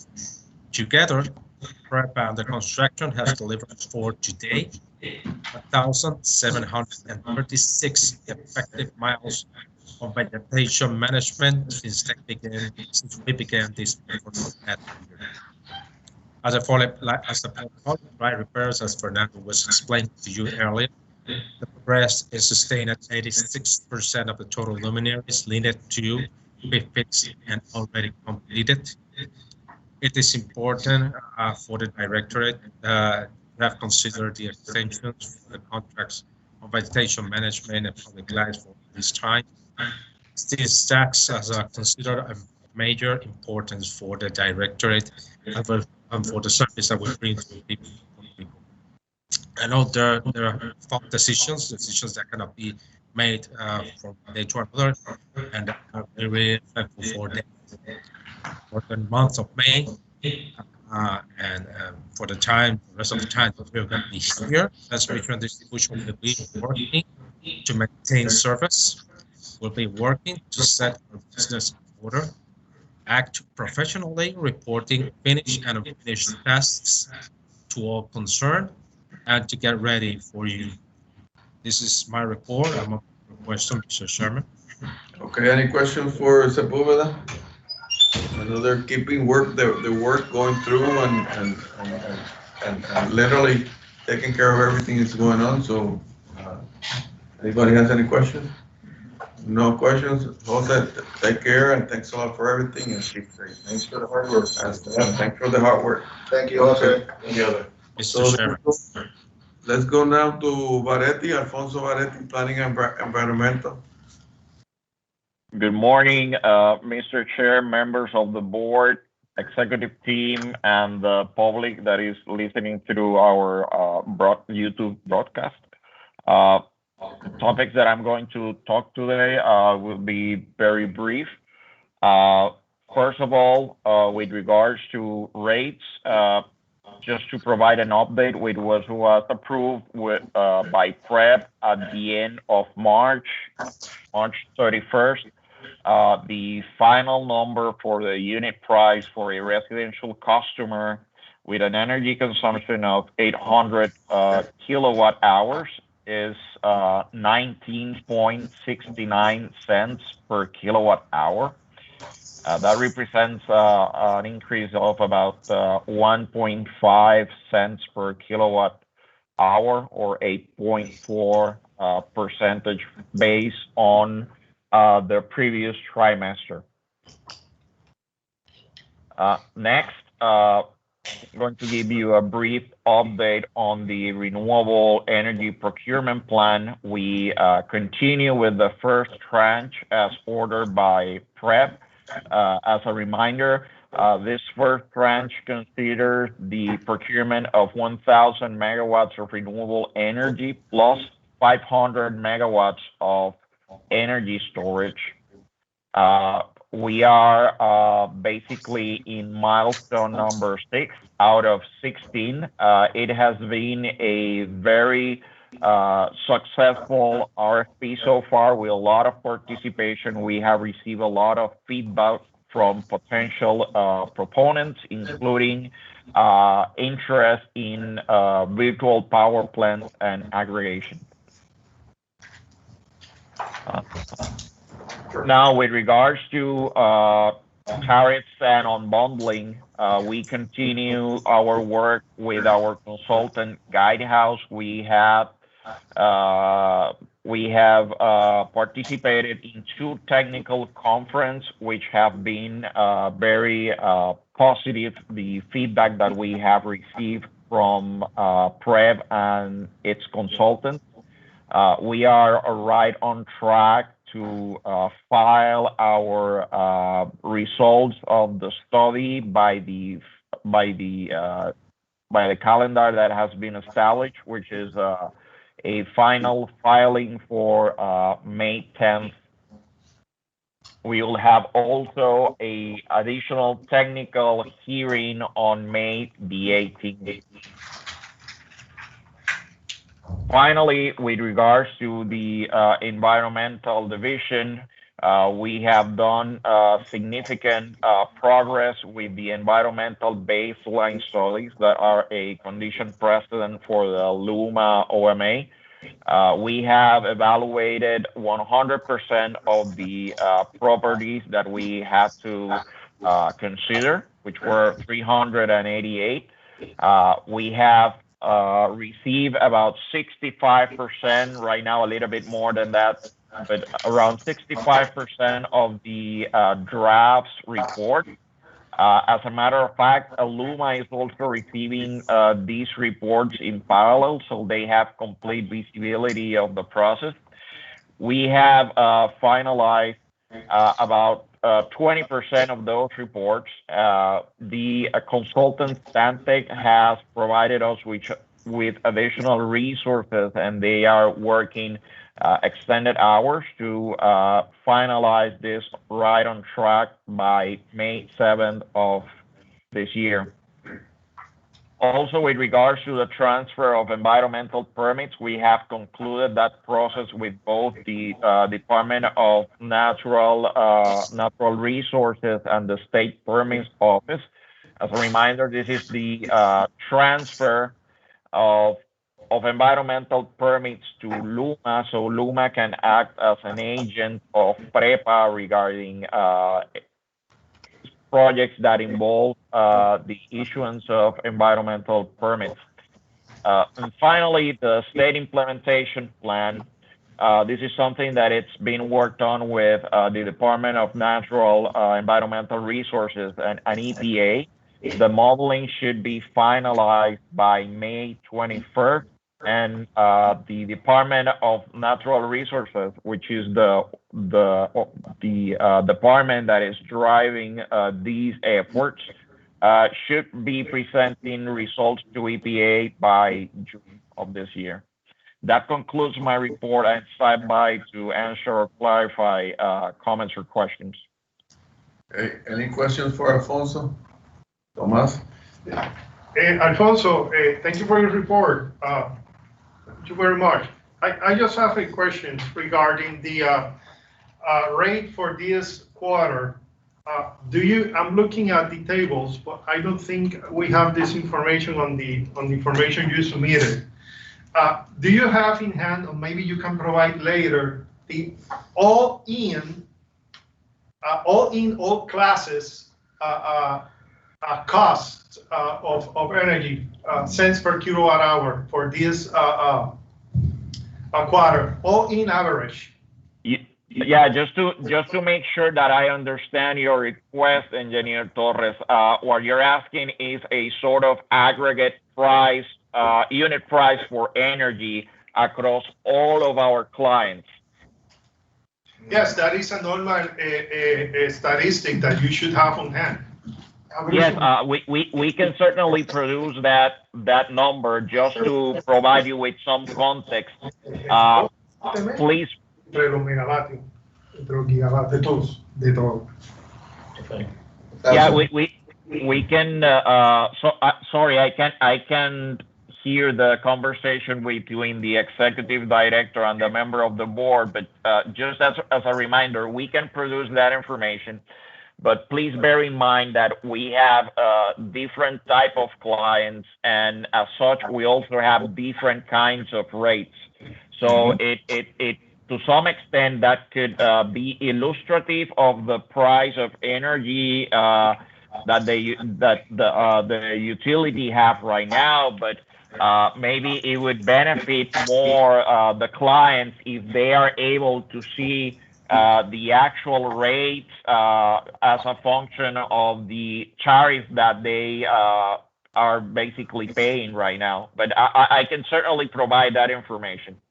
No, and let me tell you why I requested. When the rate order of fiscal year 2017 was issued, they issued an all-in rate that was all the revenues divided by the all load. So that is for comparison basis. I would like to see that, and of course, all the classes that you publish monthly in the metadata report that is on the internet. So that is on the internet. What I'm asking is for the all-in average cost. All right. We can produce that. Okay. Nelson, you want to say something? Yes, thank you. I think Alfonso got the message. Right, but I'd also like to add, if I may, that the information that Mr. Torres is, I believe, is requesting, is also available in our monthly operations report, specifically on page 5. And so you have the monthly operation report for the month of February. For the month of March will be issued shortly and shared with the public as well as with the governing board members. But the all-in rate is on that page. I will look into that. Thank you very much. And I'll be able to answer, and I'm sure Alfonso will be able to answer any questions you may have. No other questions for Alfonso? If there are none, thanks a lot, Alfonso. Before going to the next one, we have Edwin here. So Edwin, could you answer Tomas? Here we can hear you easily. So let's come here. Gracias, Edwin, por venir. Thank you. See, my question is that last meeting, it was mentioned on the March meeting, it was mentioned that the other cost for San Juan, 5 and 6, currently is 8.75 cents or 8.50 cents, $8.50. Was going to change soon to $7 and change. I would like to know what will be the new price adder and when it will be into effect. Well, it's going to be in effect by this month of April. Because it's not based on the calendar year. Yes, like no, I know. naturally, but it's on the startup of the operation. All this stuff. Right. Yes. So we're gonna have 750 for the next 12 months. 750. Then we'll have 650 and then stay for the rest of the contract. Right. That's 650. Thank you very much for your clarification. And thanks for coming up here. Good to hear you well. Okay, so clarifying that, you have any other question on that, Tomas, or everything's perfect? Okay, so then go to Energy Control Center, Gary Soto. Good morning, Mr. President. Good morning, members of the board and PREPA management. Today's my presentation for this meeting will be the March demand and how the system has been behaving, plus the generation, what is expected for the next few months. Obviously, generation is going to get into detail into the units and on other aspects of the generation. For the system, basically what we forecasted for this month on had been basically hit that on the peak hour load, but also on the production for each year on the megawatt hour. So basically we're doing around the 2450 megawatts for production and for the forecast and system load. That's an average for this month of 2280. On production, we're hitting between 51,500 to 52,000 megawatt hours for the month of March, plus on an average of 47,000 for the whole period, but in March we're over the 48,400 megawatt hours. In conclusion, what we have from January up to March, we basically, what we has expected for this period had been hit. We haven't had major situations like last year, and we're considering a 1.0% forecast over the last year. So at the end, we're hitting that forecast and we are producing more energy than last year. If we compare that system load with generation, from, if you remember from February, we had some limitations on units, so that capacity was somewhat low. By the beginning of March, we were doing 2,600. Generation was able to fix some situations, and they increased their generation up to 1.31,000 megawatts. For the period we're talking that we had at some time, we had 3,460 megawatts of maximum generation capacity up to March. That's starting on January. On average, we're doing 2,959 megawatts on generation capacity. That information is at peak hour only. And that's on an average of 2,800 megawatts and a reserve margin of almost 800 megawatts for the month of March. What we expect for the next few months, our analysis considers both 12% for outages and 20% for outages. You know that from previous months, I have mentioned that May and August are the most are the ones that we have to be very careful. There's some coordinations on outages considering generation that has to be fixed, and well, are definitely the periods that we will be very careful on how we do things. If you see the comparison between load and generation capacity, you'll see that from February, already mentioned last month and this month, that we're doing low. So basically, on January, we were on that 12%, but on February and March, we're basically staying on 20% forced outages. So I know generation is doing their best to be able to work with what they have and the limitation they have, obviously, on personnel and be able to cover all the things that are happening. But basically, if we do our analysis, we're hitting that 20% for the last 2 months. So we have to be very careful. That definitely makes some adjustment that we do on May and August, so we don't get into that stay too long under the reserve margin that we expect to have to cover any contingencies on the system. That's our presentation for today. Any questions? Be glad to answer them. At least we feel a lot more comfortable this year. Any questions for Gary? I think it was a very clear report. So thanks a lot for everything, Gary, and keep safe. And let's go to generation then, to William Mera. Good morning. Good morning, Mr. Chairman. Do you hear me? Yes. Yes. Oh, okay. Thank you. Good morning for the rest of the members of the governing board, and for the people who are seeing this on the medias. I just want to begin first to say that I listened that you approved a resolution for the wages of the management employees that will be doing the works for the union. But I'm not sure if I hear Tomas Torres saying that the generation employees were included, but I'm not sure if we are included in that. William, generation is included and the resolution has been approved unanimously. Okay, thank you. Thank you. I'm happy to hear that. Okay, going to my presentation about the generation performance indicators on March. We can see that the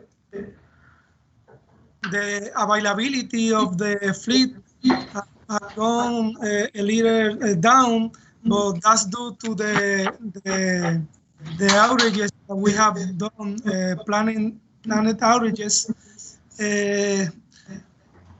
The planned outage is 31%. On the first outage, and aligned with the comment that Mr. Owen says, we are still having high levels of forced outages. We are right now on March on 12%. So forced outages sometimes are related with very expensive equipment. So we have to take care of that. Talking about peak demand on March, it was higher than the last year, so we are happy with that. And the integrated production, it is higher again against 2020 and 2019. The heat rate of our fleet goes a little up, but we know that we got unit number 5 of San Juan combined cycle, and that unit is one of our more efficient units, so that is affecting our heat rate. Here we got the production per fuel type. We can notice and we can highlight that right now we are burning 29.63% in natural gas. So we are burning more natural gas right now in Costa Sur and in San Juan. In the case of the number 2 fuel oil, the light distillate, we can highlight that Aguirre combined cycle is the one that is consuming 68% of the diesel fuel. The cost in this chart, we can see that the cost is going up, is due to the market. The price of the fuel is going up. This chart, we can see the capacity factor of the power plants. Aguirre in March improved, and Costa Sur also Palo Seco. In San Juan, we know that we are doing a lot of maintenance, so it goes down. We are doing environmental outages on unit number 7, unit number 9, and we are installing the catalytic converter in unit number 5. So we got all of those units out of service. On the system cost, again, it is increasing 12.93 cents per kilowatt hour in the case of PREPA. In Ecoelectrica, 12.44, and AES 8.79. That's my presentation. If you got any questions, I'm happy to answer. Okay, any questions for William? He's now in our team, so generation is going to be there for quite a while. So no question for William. Just get safe, and thanks for the report, and keep working, and great job. Okay. Thank you, thank you. Fernando, we don't have anything on Costa Sur 5, I think. Now it has been turned to generation, as working fine, and just on routine maintenance and everything. 350 and 4. So having said that, that's my report on the committee. Infrastructure and occupational safety. So let's go to the next committee, which is auditing. Okay. Let me get to that, Mr. Chairman. Thank you. Well, I don't know where that is on there, but I got it here. Okay.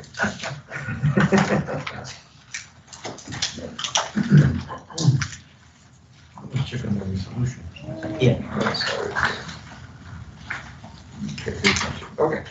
Thank you, Mr. Chairman. So the audit committee met on Monday, and our big challenge in this has been to, as you know, we have 3 audits ongoing.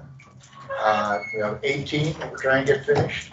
And then we're trying to move quickly into getting 19 and 20 done virtually simultaneously. 18 was the first year that we had FEMA expenditures related to Maria, right? So that's also wrapped up in that experience of auditing 18. And we have a federal single audit that has to go on in 18, and that will go on in 19 and 20. So there are a lot of moving pieces. We were really fortunate at our last meeting to have the Secretary of Interior, excuse me, Secretary of Hacienda here, Francisco Paredes Alicia, and you know, we're all working together. The Treasury for the Puerto Rico is trying to get its financial statements out for 2018, right now. And, you know, a big part of that is PREPA. So we're working very hard to get that done. Nelson Morales says I'm going to let you talk in a second, Nelson. I'm just getting it out generally. Nelson's group has also had to work on a lot of data that's been provided by us to get those works done so that KPMG, our auditors, can look at that. So Nelson took all of his team and really focused it on getting that audit work done and delayed slightly the closing of our books for March, only to make sure that we weren't delaying this bigger problem, which is getting the 18 audit done. So those works have been done, the client work has been done, or us as the client, and KPMG is digging into that now. So Nelson, why don't you kind of give us an update? There's probably been action since we talked on Monday, so. All right, well, and thank you for that introduction, Mr. Poe. So, yes, we're very honored to receive the Treasury Secretary last month in the governing board meeting. And the list of items that you mentioned are the prepared by client list. Right. Made significant progress on that.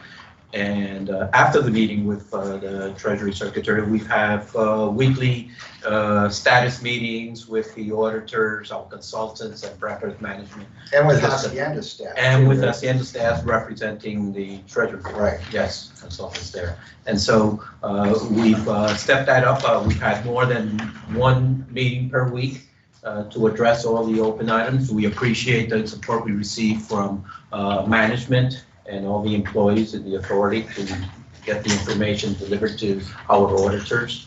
And so we've made significant progress. The auditors have mentioned that as a result of the progress we've made and the information we've submitted, that they are currently under review. They may come back to us with questions, right? That's part of their due diligence process. That's the way it works. Right? So we hope that we will be able to deliver or issue the financial statements at the end of the month of May or early June. Fingers crossed. That's the finger crossed. So I just wanted to, and immediately after completing or issuing the financial statements for fiscal year 2018, we'll jump on fiscal year 2019 and 2020, which will be audited, which will be performed simultaneously. There's one point I want to make sure the board understands, so everybody should probably pay attention to this one thing I'm going to say, if you don't pay attention to anything else, which is that 18 will be a qualified opinion. So what that says is that the auditor says, we think the books are pretty on mark, but there's this big open item out there that hasn't been resolved. In this case, it is a judgment we had on vacation pay around UTIER employees. And so because that judgment happened at the very last part of this process, we really haven't had the chance to go through and understand fully what that financial impact is and how it will be resolved. The auditors also recognize that. They're not faulting us for that. They're simply saying in their qualified opinion, there's this thing out there that still we've got to get our hands around, and we will in the 19 and 20 audits. So we don't expect a qualified opinion, hopefully, in 19 and 20. Right. Okay, so this is not saying we're somehow lost money or, aren't on top of things. It's just that sometimes the court comes in and this was a legacy issue that had been out there for quite some time. It just came to roost right now. So we have to deal with that too. So I just want everybody to know the qualified opinion, and that's not really a reflection on Nelson, or the quality of his organization, or the quality of his county. I appreciate those comments. So we'll be looking to lift that qualification during the 2019-2020 audit. Absolutely. Okay. Anything else you want to? That'll be all. Thank you. Thank you, Nelson. So, Mr. Chairman, that's the report for the audit committee. Yeah. Thank you much, Mr. Chairman, very comprehensive report. Nelson, thank you very much. So just a quick summary. The 2018 audit will be ready by? End of May, early June. Yes. Perfect. And the ones that will be working in parallel, which is 19 and 20, will start just after that is completed? Yes, right. Immediately, yes, so much needed. The nanosecond afterwards. Perfect, so thank you very much. Good points. So just to clarify, we'll be up to date with all the financials, God will, around About a May, year. June. Right. We hope that we will be able to complete the audits by the end of this year. Okay. Okay, that's what we're aiming for. That's the. But that's something, you know, That's we're exactly, subject and to then we'll review go by right into the 21 on it. 2021, So, yeah. We'll be up to date for the first time in 4 or 5 years. Yes. easy. Again, I've restated this, I think, to put things into context is that, when we joined, back in 2017, we were behind, for 2015, 2016, and 2017. We were able to issue 3 audited financial statements within an 18-month period. And those were for Right. 15, 16, and 17. Right? That is correct, right. Unfortunately, there was issues with a prior auditor, and there was we had to. Oh, yeah. Financial statements. Yeah, That we had moved- to- All of our issues, don't worry about it. Yeah. That moved on, but. I think we made personally it. think Nelson has done a yeoman's job on Really this. has. It's a tough mess he walked Yes. into. He came into it after Maria. We were really on our butts. Yeah. And he's really got this pretty well shaped up. It's not perfect because our Nothing history is- hasn't been perfect. right? Yeah, and I commend his work too in that sense, and the way that you address all the issues into it, and thank you, because I mean, more than 5, 6 years, and always is delay, and you're putting this into it. That is a reflection also of the whole board into, and the leadership, and the executive team. Right, from the support performing that we received. here in Cueva. So, Yeah. And I would also like to, give thanks to the team behind all this, and the controller's office, and various other All the areas. people in the doing county. that actual work. Yeah. We just talk about the work they did, pretty much. Okay, thank you, Nelson. Thank you very much.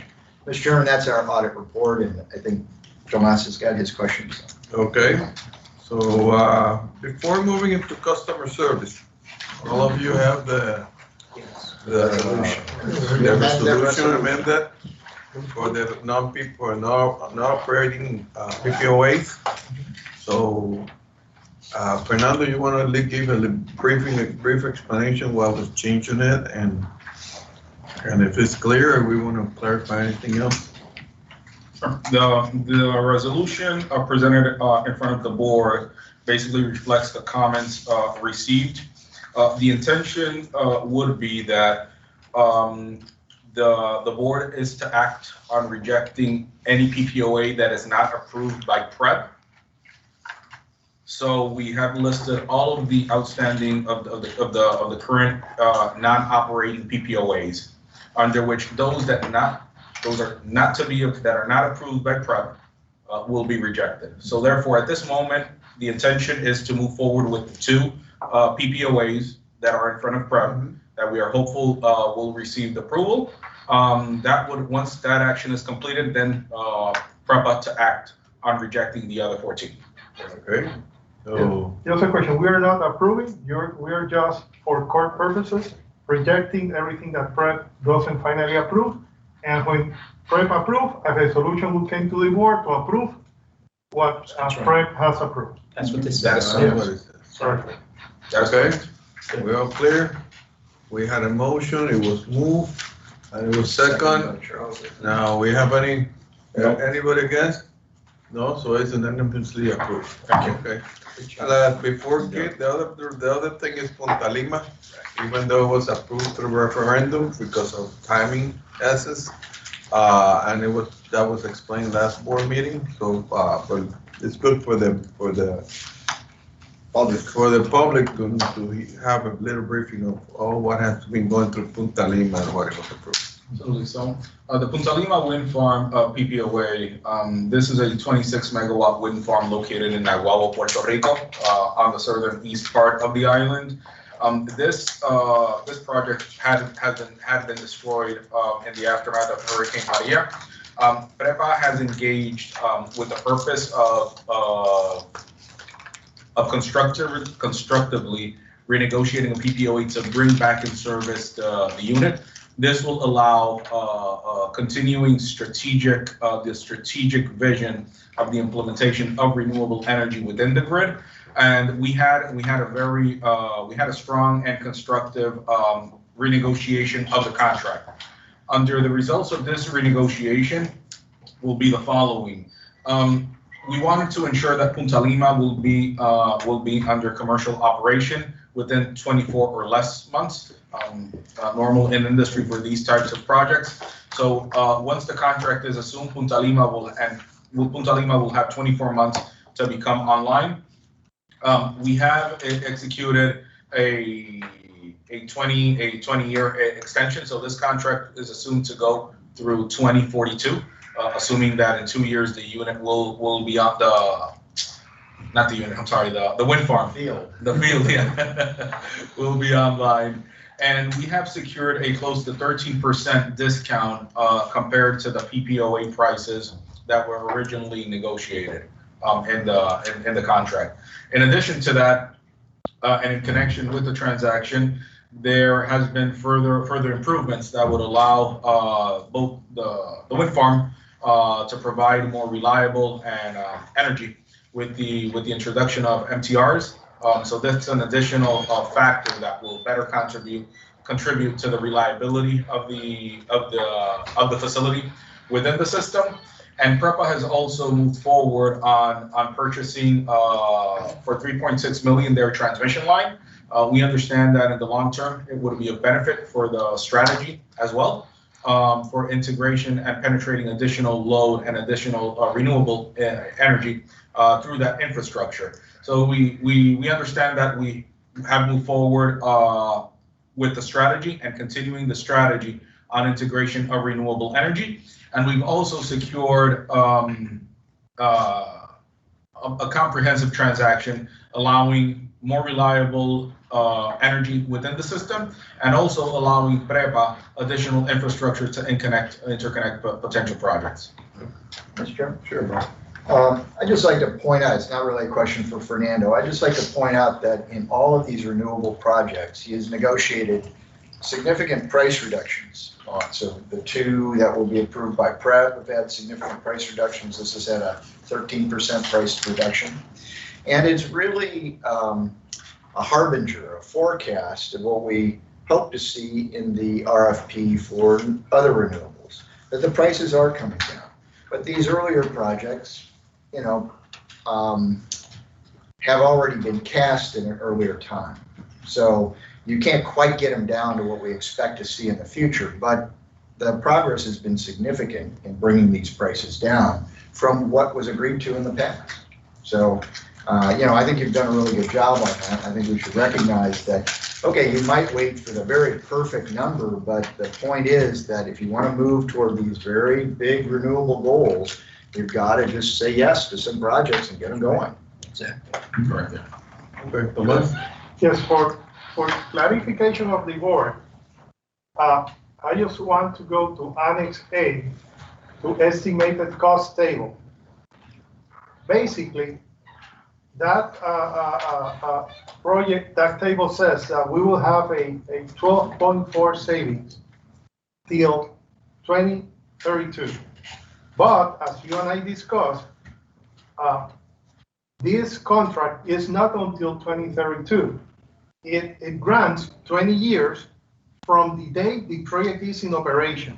So this project will be in operation till 2040 something. Right.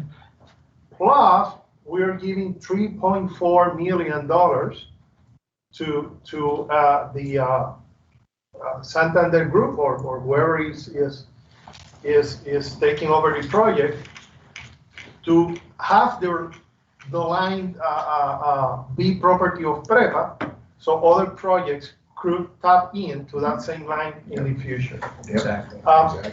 The concern I have is the 20 years. If this project would end in 2033, I will have very little concerns.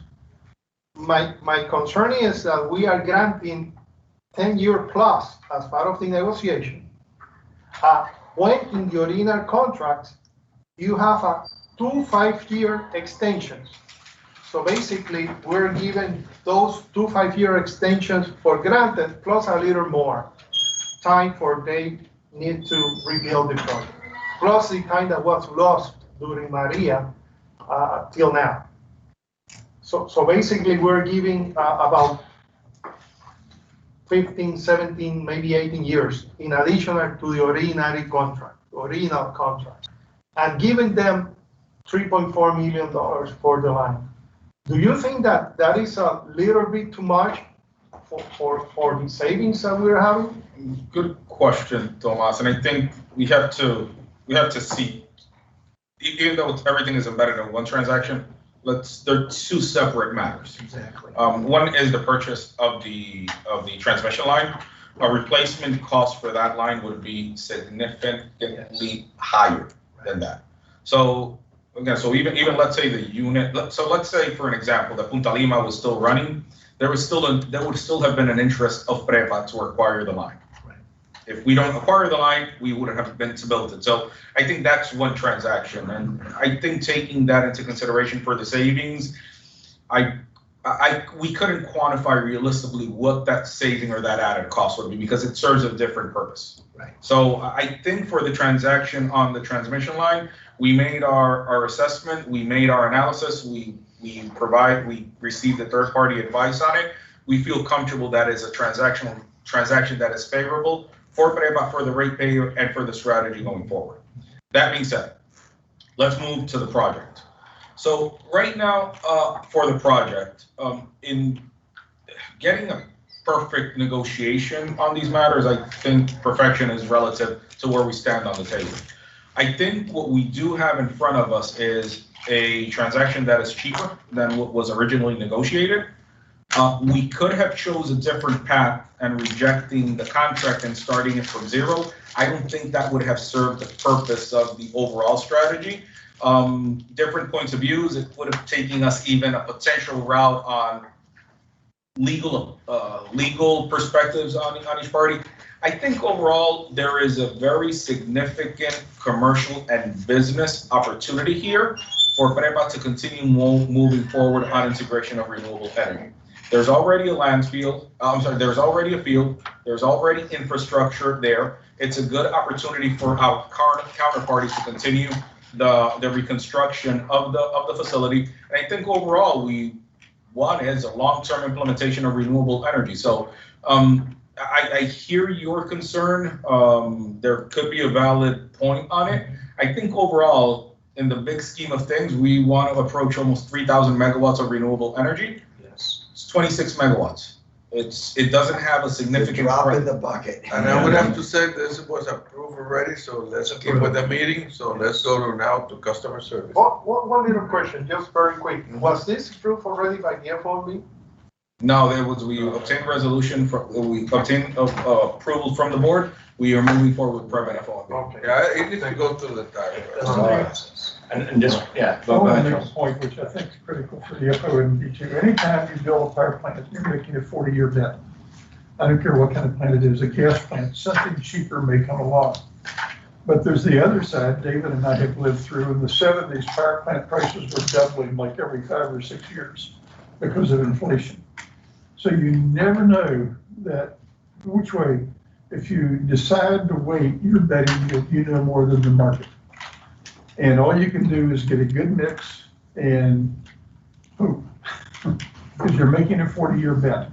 Fernando. Yeah, and Fernando, I just wanna actually ask him, but I forgot, like, what is gonna be the price? Because it's not reflected on Annex A for those other 10 years or until. It's the same, so. It will be like the same rate as 2032? Yeah, so basically how it works is through an escalation and it's capped. So it's close to, so it's basically an energy price of 12 cents. Add 3 on top of that for the the escalator. So basically you're going to be ranging at close to 15 cents Per year? Yeah. Okay. Okay. Okay.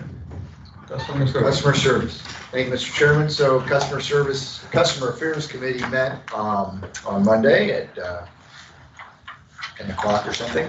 I'm going to get to Noriette in just a minute, so she's going to give her normal progress report. But I wanted to say that we talked about 2 other things. One was updates on IT, making sure that we're making the transition to Luma. Fact is, as we know it now from the meeting we had, Luma is actually already operating some of our major applications. So, and we're already seeing improvements. So this is part of that transition that, you know, they're taking early positions and getting those things moving. The other sort of Luma related matter was talking to our communications to our employees and so forth.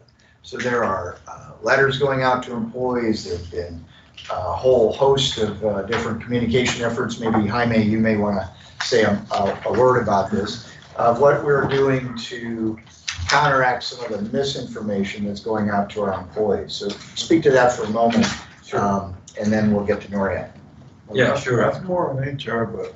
Well, it's communication. It's what we're doing. Yeah, a few weeks back, we started we call it orientation sessions with our employees.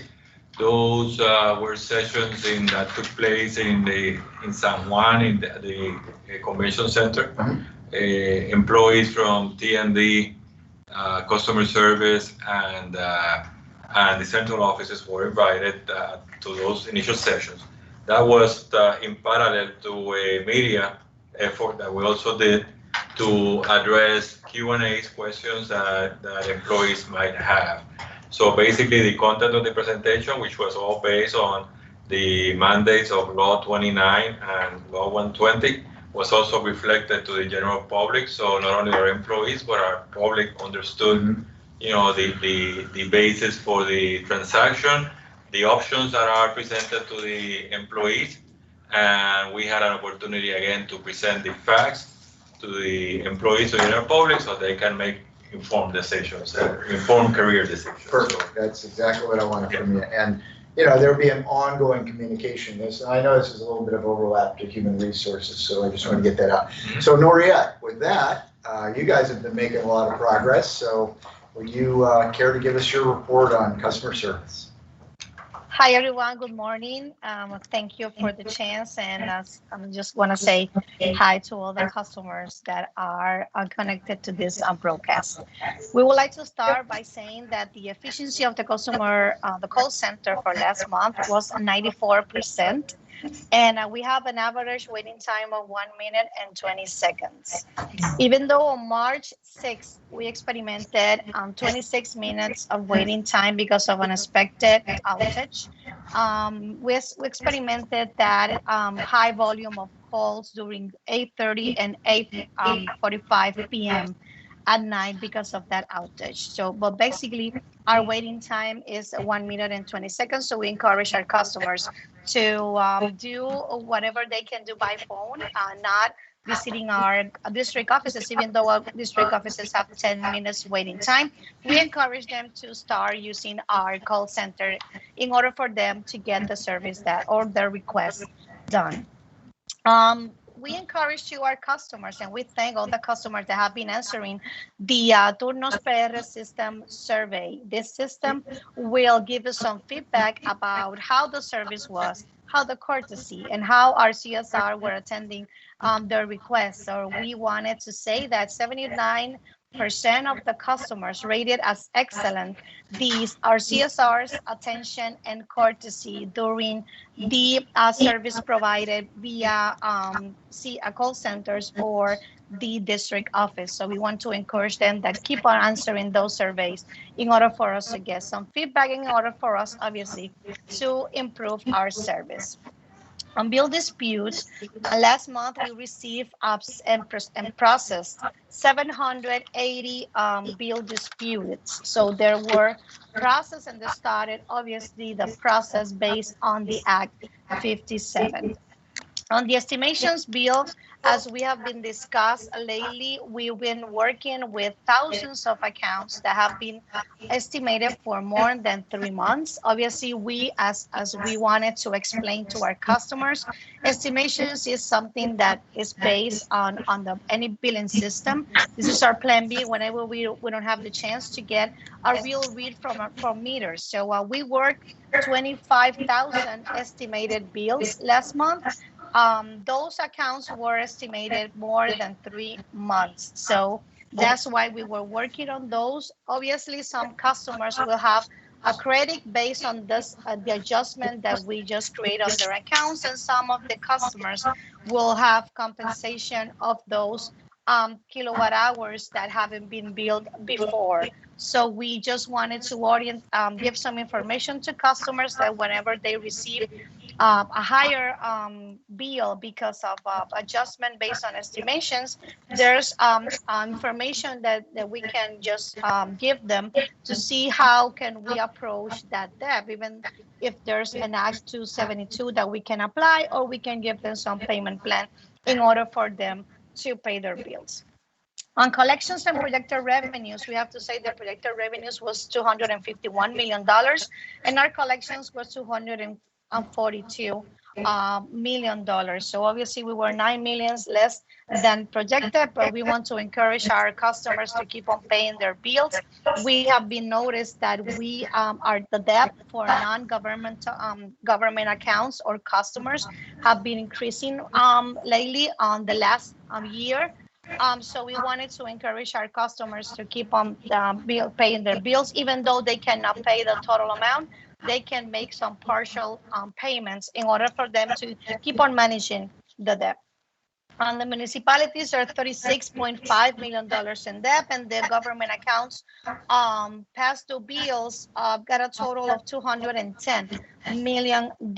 We have to highlight that for the last month, we received $26.7 million on government payments. We want to thank everyone involved in this process of getting in touch with the agencies and making sure that we give them some options so they can handle their debts. And obviously there's something that we discussed on the committee, that there's some decisions needs to be made in order to maybe write off or start working on some of the old debts that have been there for more than 10 years. So this is something that we're going to be discussing and approaching some agencies in order for them to pay PREPA. On the irregularities in electric power consumption, we perform 2,483 field operations. 435 of them were positive, and we adjust $3 million on that. So this is our summary, and if you have any questions, I will be available to answer. Thank you, Noria. There's one question, Noria, and basically what it says here is like the past due that for this month was $26 million, but you said on your report that actually was collected 26.7. So I got a doubt between like if it's the 36.5 combined with the $9.8 million of the municipality plus the 26.7, which is basically that sum over there, or is that you collected from the past debt of the last month, 26.7 was collected? Yes, I have to say that the municipalities, this is separate from municipalities and agencies. Exactly. The municipalities total past due debt is $36.5 million, but on the past due government accounts, we received 26.7 million on payments. Okay. Yeah. Is there like a 26 for the municipalities, but it's from the public account from the agencies? Right. Yes. Okay. And So basically they all the same amount. Are you Exactly. Okay. Yeah. Okay. Just to clarify. But on that point, there's a very large outstanding debt from government agencies and some key municipalities. And so and Noriette was more gentle in her description of Yeah. taking action to start either finishing those debts or writing them off or whatever. But what we really talked about is taking legal action. That, we've actually had lots of nice conversations and, it's almost as if they come in with a script that, nope, we're not going to pay. We still have this issue in dispute. Okay, well, if this issue is in dispute, we need to take it to the court. And in particular, what has happened is that some agencies get a preferential rate. Now, normally, when you do a preferential rate agreement, you get that rate regardless of what the market price is. Well, in this case, the agency wants a preferential rate when the market price is higher than their preferential rate. They want the market price when it's below their preferential rate. That, of course, was not the agreement, but that's the argument they keep making.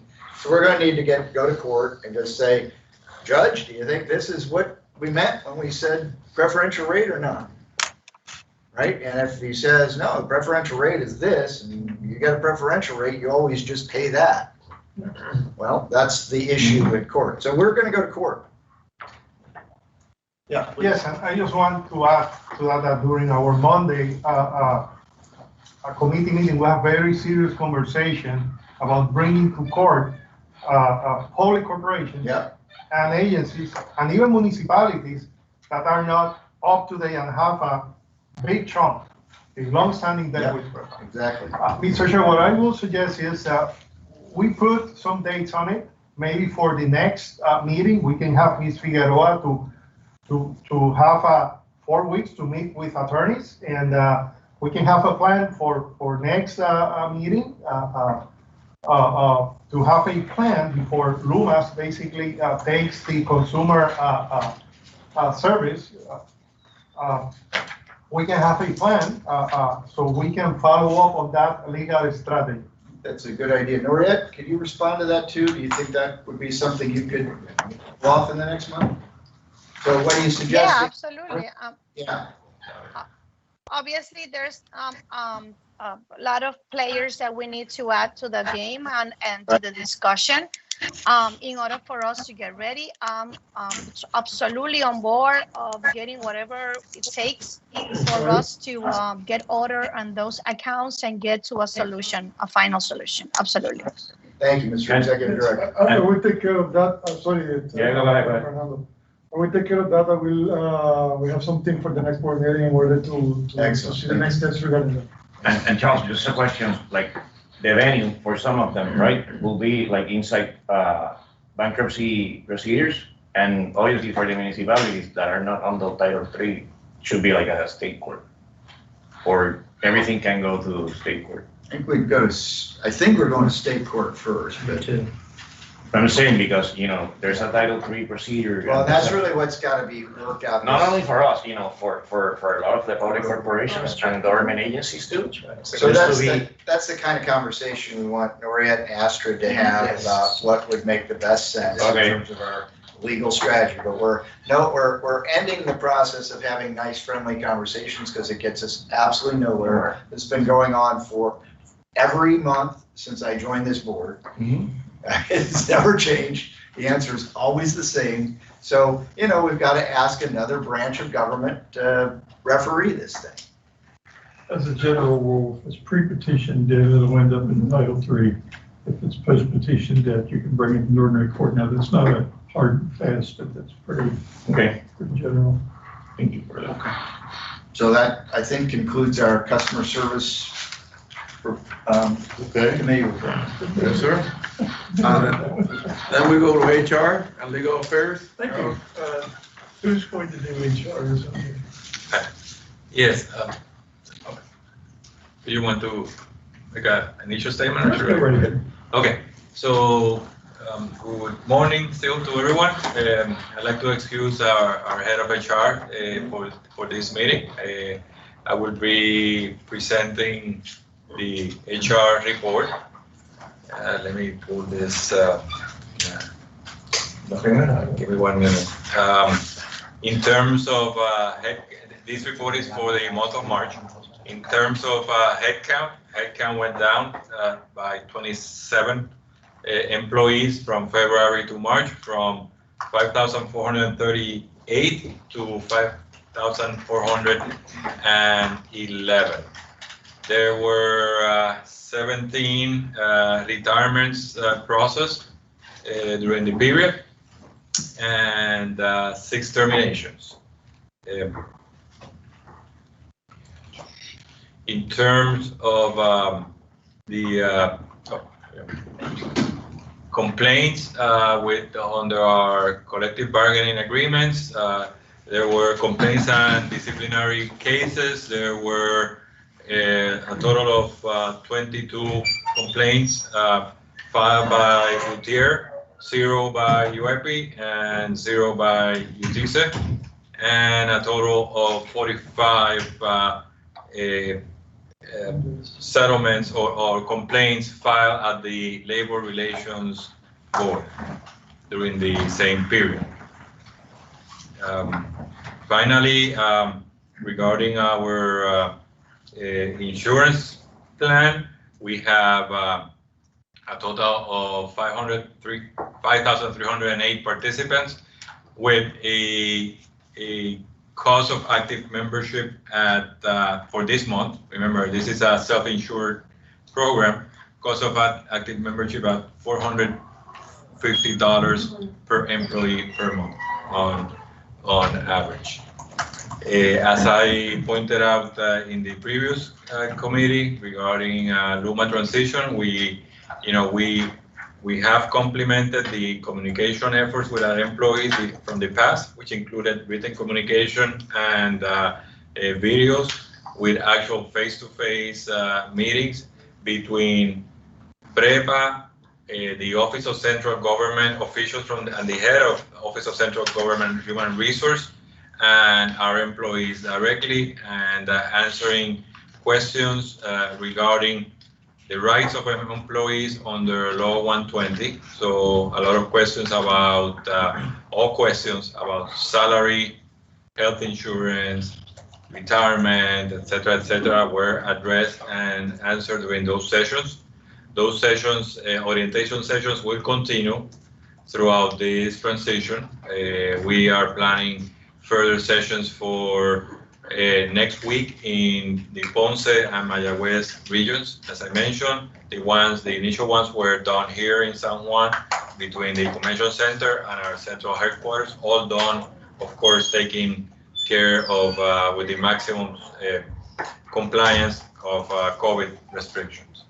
I don't know if you have any further questions for myself regarding any of the topics. I'm available to go over these. Anybody has any questions concerning HR? Yes. Come on. Yes, thank you, Jaime, very good report. In follow-up to the continuity of service concern that I presented earlier when I asked Mr. Wayne Stainsby of the employees were hired by LUMA. Mm-hmm. How many employees have actually resigned to PREPA at this time? Sure. We have received 100 as of yesterday, 132 formal resignations. Okay. Thank you very much. Any other question? And Tomas, as it has been stated in the hearings and everything, LUMA is clear they're gonna be in alignment with the contract, and they have everything ready. The only thing we are being able, or we can do, is to make a call to our employees to really interview, and because this is moving forward. The government has already, ORDH has already located 20,000 positions in the government. So literally there is a one position for anyone in PREPA to move it. And it's like 1,500 letters went out already. I think it's 800 more going out today. Yeah. So we just want to make sure that each individual makes their own decision, but LUMA is willing to hire them, but they need to go through the process. Okay? And that's our call is to interview with them. That's because the benefits are there and everything is there. But Charles, you want to say And I something? want to add something to that. Clearly, as the chairman said, first off, the Office of Personnel for the government is now, the head is an ex-PREPA person. And she knows what she's doing. She's well aware of what's going on with PREPA. And the last time we talked, there were something like 20,000 positions. So if you don't want to go with LUMA, there is a place. Now, but I have being an ex-lineman, I worry about people like line workers and substation workers because there's really no current job out there if you're a lineman. But I would urge people to interview with LUMA. It doesn't cost you anything. You don't have to take the job. If they offer you a job, you can say, no, I'd rather go into the pool. So it's a no-cost option. And I really want to see people. I know it's going to be so unsettled for people. There's a lot of managers who are going to be in this pool also. It's not only labor. It's going to be a lot of managers in this pool. And we're trying to do everything we can to ease the transition, but it's uncertain. People don't like uncertainty. And so I would say in times of uncertainty, increase your options, interview with LUMA and see what they've got. And we're trying to put every pressure the board can get on people to look at their options. So with that, there are jobs out there in the government, and Zaida, the head of the Puerto Rican personnel office now, is really looking at this. So it's going to be a tough time. I would urge management to keep in mind that the employees are going to be very uncertain and So, either Jaime or Charles, like in those letters, are we explaining like the employees' benefits or comparisons in terms of what if they stay in any of those 20,000 positions or positions with the government? Yeah. And either or with the new future operator of LUMA? Sure. No, what we did is we communicated that. In terms of, basic things that employees look Basic for, health insurance. retirement insurance and stuff like So that. we communicated that information through various ways. I mean, the formal communication to employees, written communication in the videos and in the face-to-face. The letters that the chairman was referring to, just wanted to clarify, Mr. Chairman, that we have received already information for the first 2,000 employees that you have mentioned, and are in the process of issuing those letters. So as of now, no letter has been issued yet. According to the law, notifications have to be provided to employees of their assignments 30 days before they are assigned to the new agency. So that is May 1st of, basically at the end of this week. So that's what the teams are working on between the central personnel office and our HR teams working on those notifications. But the notification letter is basically, the requirement of Law 8 for the transferability of employees, which specifies, the agency, the position, etc. So it's basically a pro forma letter that is sent, and of course, any questions are addressed either by group or individually, as we have done in the sessions. Okay. Yes, my concern is continuity of service. Ours too. Ours too. Yeah. That is my concern. And if only 100 people from PREPA have resigned, that is a concern that needs to be addressed. But it's working. There's gonna be continuity.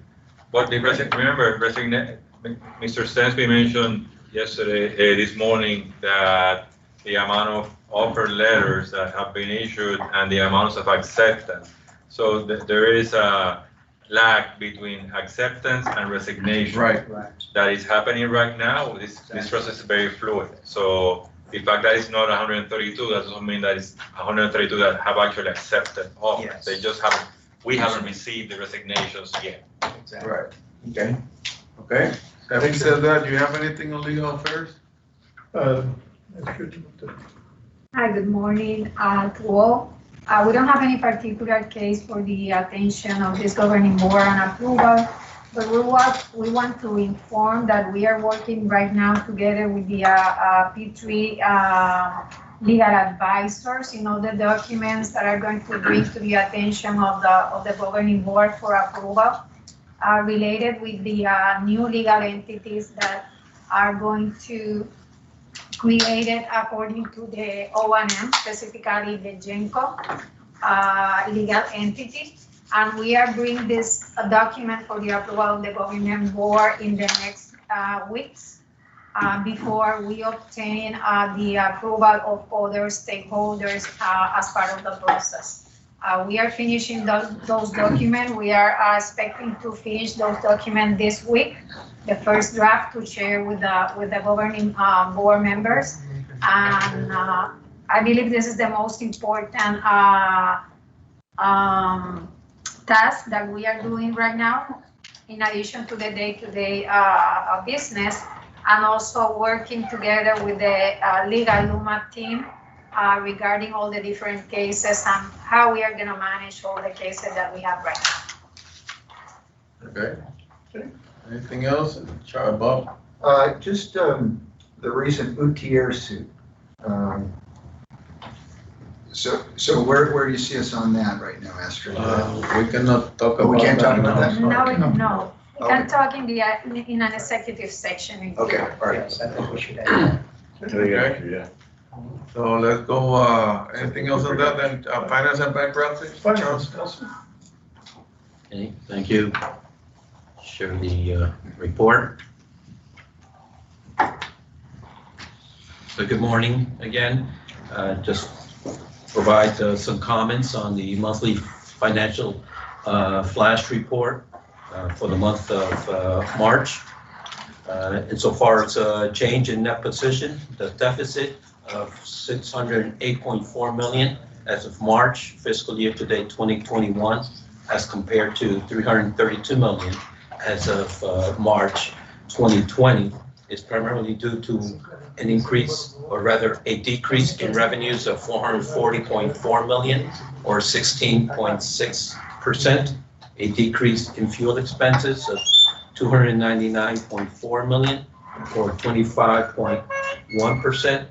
I'd like to mention that both are the reduction or the decrease in revenues and the corresponding decrease in fuel expenses is primarily as a result as a decrease in cost per barrel. Last year at this time it was $77.73. As of March, it was $59.86. Okay. Okay.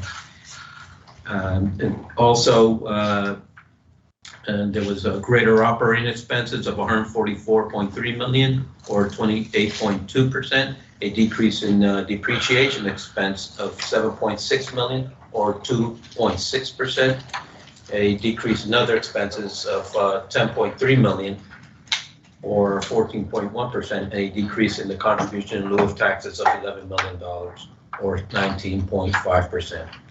Insofar as kilowatt sales for the month of March, they were greater than budgeted by 3.4% and greater than the prior year by 0.6%.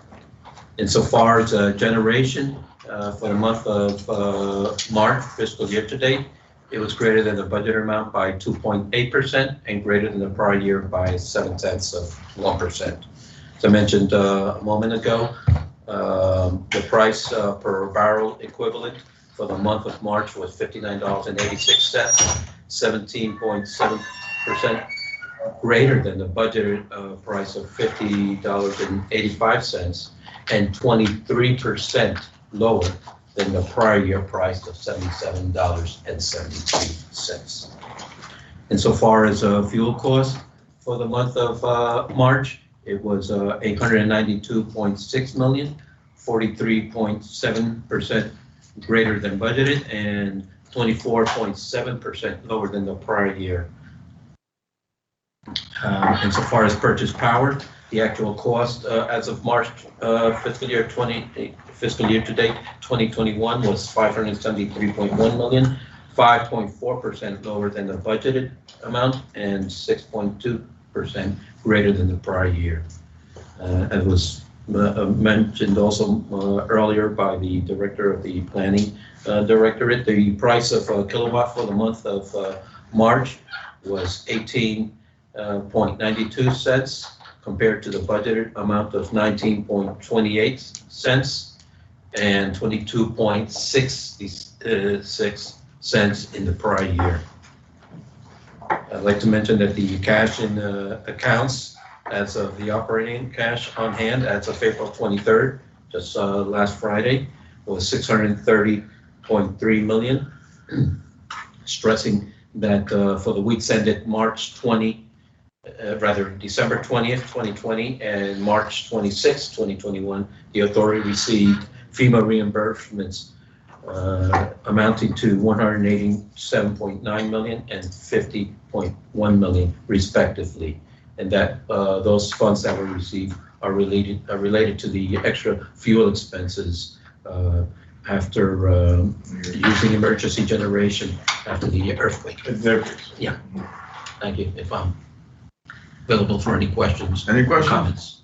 Comments? Yes, thank you very much. Gracias, Nelson. Very good report as always. Thank you very much. As you pointed out earlier, the report for March is not here online, although you gave a very good summary. Just picking up the most important items. The accrued debt to this time, to let's say March, in terms of operational, we have a deficit last time was 500 plus millions. How much will we now? Right. So the accumulated change in net position, right, for this fiscal year to date is 608.4 million. 600? 608.4 million. Negative. Negative, yes. And that includes the interest that we are accrued for. That includes cash and non-cash items. Cash and non-cash items. Yes. And the net position for assets and It's approximately close to $9 billion net deficit accumulated. We're still bankrupt? No, just because we can reach bankruptcy in several degrees. It was just a slight little joke. I know that discussion. Okay, any other questions? Having no questions? Property insurance, Nelson, you want to briefly mention that? Right, so thank you. So we are currently in the process of receiving proposals for the property insurance program for 2021-2022. There, as we all know, there have been significant increases in the premiums. They are being discussed. The options available to the authority are being discussed within the insurance committee. We have yet to receive final proposals from our brokers, but it looks as if we're going to have another significant increase should we maintain the same level of coverage as last year. Last year, the cost was approximately $48 million for a property insurance program. All points to maintaining the same level of coverage, and it could range anywhere from $55 to $56 million this upcoming year. But again, we are still entertaining proposals from our brokers, and I will advise the governing board on the status. And this is not unusual. Property insurers worldwide are starting to look at the risk of climate change. That's right. And they're raising their rates, and we just happen to be in climate change. Yeah, we're a good climate change around target. zero. In the case of hurricanes, one of the big predictions is stronger hurricanes, so you're going to see that. Other than that, I would also like to add, insofar as the reports available to the public and to the governing board will be uploaded in the next couple of coming weeks. We had postponed the accounting close and the issuance of several reports so that we can give priority to the audit of the financial statements. Okay, anything else? On other matters, I just have one, and it's that the public meeting for the month of May, instead of being on Wednesday, it's gonna be on Friday the 28th And I'm requesting for all the board members to be available between that Tuesday and the next 2nd of June on the other week. Just make sure you're available in case there is any decision that the board needs to take.